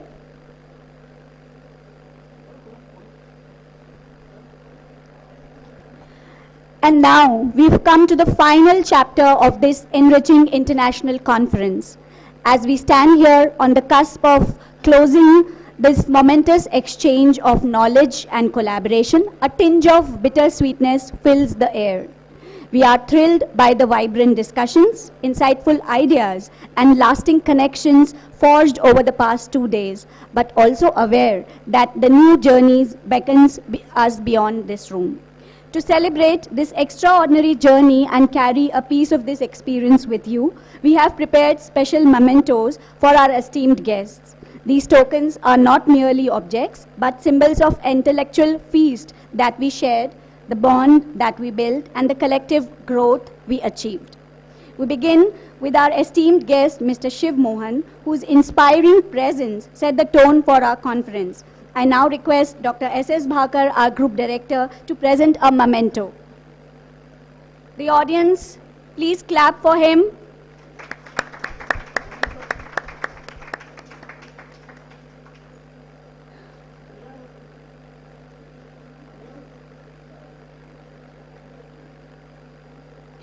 So please accept this memento as a token of our sincere appreciation for your invaluable guidance and contribution.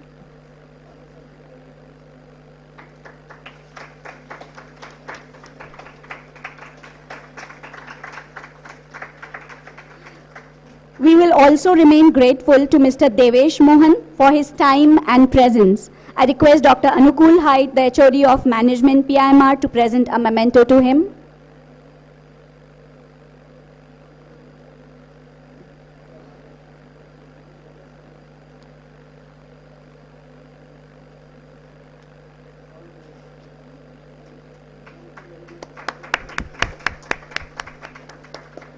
We are thankful to Mr. Siddharth Rajhans for his presence. I request Dr. Sukhjit Matharu to present a memento to Mr. Rajhans.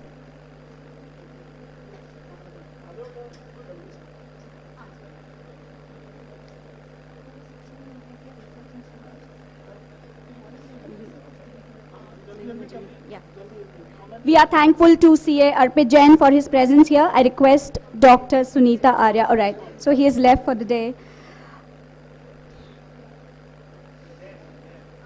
As we come close to our valedictory ceremony, I invite Dr. Ajit Upadhyay, Professor and Convener of the PIMR's 20th International Conference, to propose a vote of thanks. वो guest नहीं है, madam.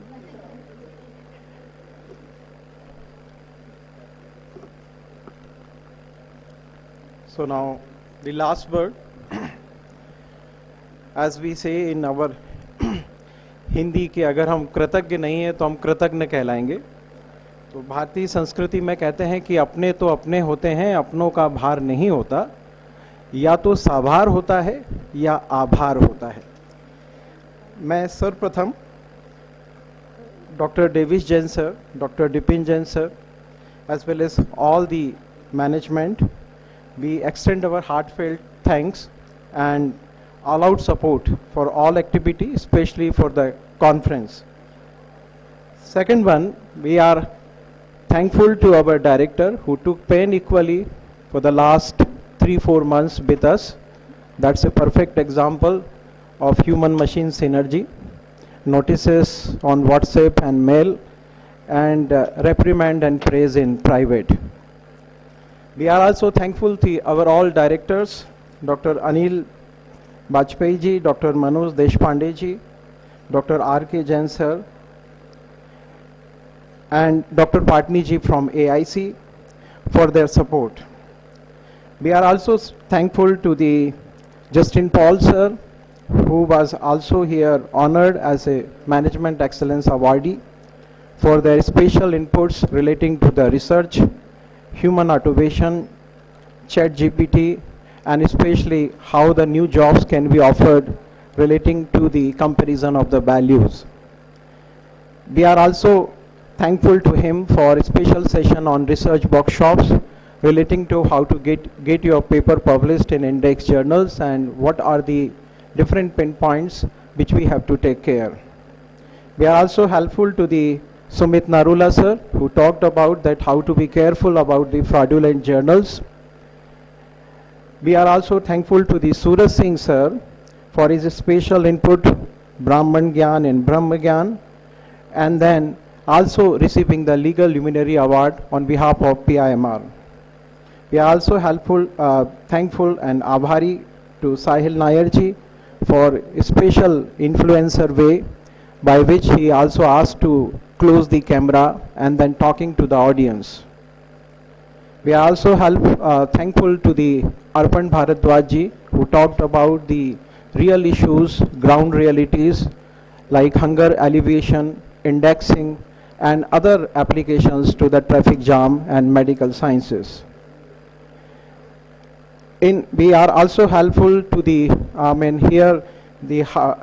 grateful to my team who just looks like works at Ganga Jagna Saraswati and Mahakumbh, Sarvashri, Dr. Prayatna Jain ji, Pratima Madam, Sukhjit Madam, and Santosh Valinkar sir. My role was just a yogi sitting on a river and trying that the stampede is not occurring. I am also thankful to our sponsors, PNB and Arihant Capital, for their generous supports because dharm ke baad arth hi aata hai. Then again, in today's session, Gurnani ji, chief guest, and MD Tech Mahindra, also co-founder of Alnos, he talked about that data is also an opportunity and we have to safeguard the interest regarding the privacy. So each one has to be taken care. Siddharth Rajansdi, who infused the different type of the energy and then talked about the synergy of human and machine. We are also thankful to the Shiv Mohanji and Devesh Mohanji.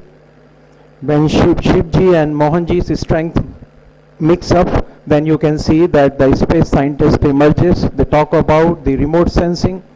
And second one is the Devesh Mohanji, who is also coming from the College of David Jain sir, and the way he is serving and setting standards is also followable to all of us. At last, I also express not only the Shalabh Chaturvedi ji for accept the Young Leader Award, but my different team and functionaries and committees, HODs and all senior faculties, UG, PG, law departments, staff members, and those who are also forgotten here, and visibly they appeared on the occasion.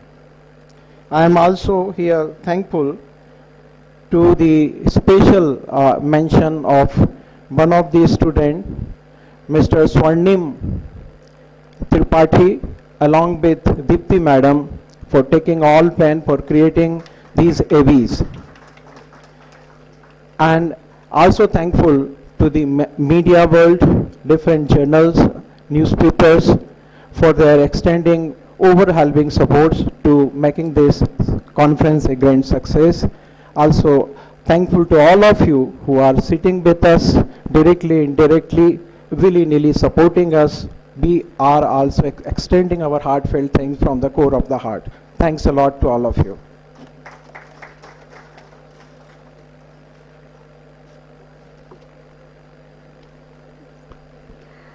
Thank you, sir. Thank you for giving the thank you note. On this note, let's conclude a remarkable, memorable, and knowledgeable conference session. I shower my heartfelt gratitude to everyone from PIMR family for their wholehearted support rendered in the success of this valedictory session. Thank you, everyone. Can we now stand up for the national anthem?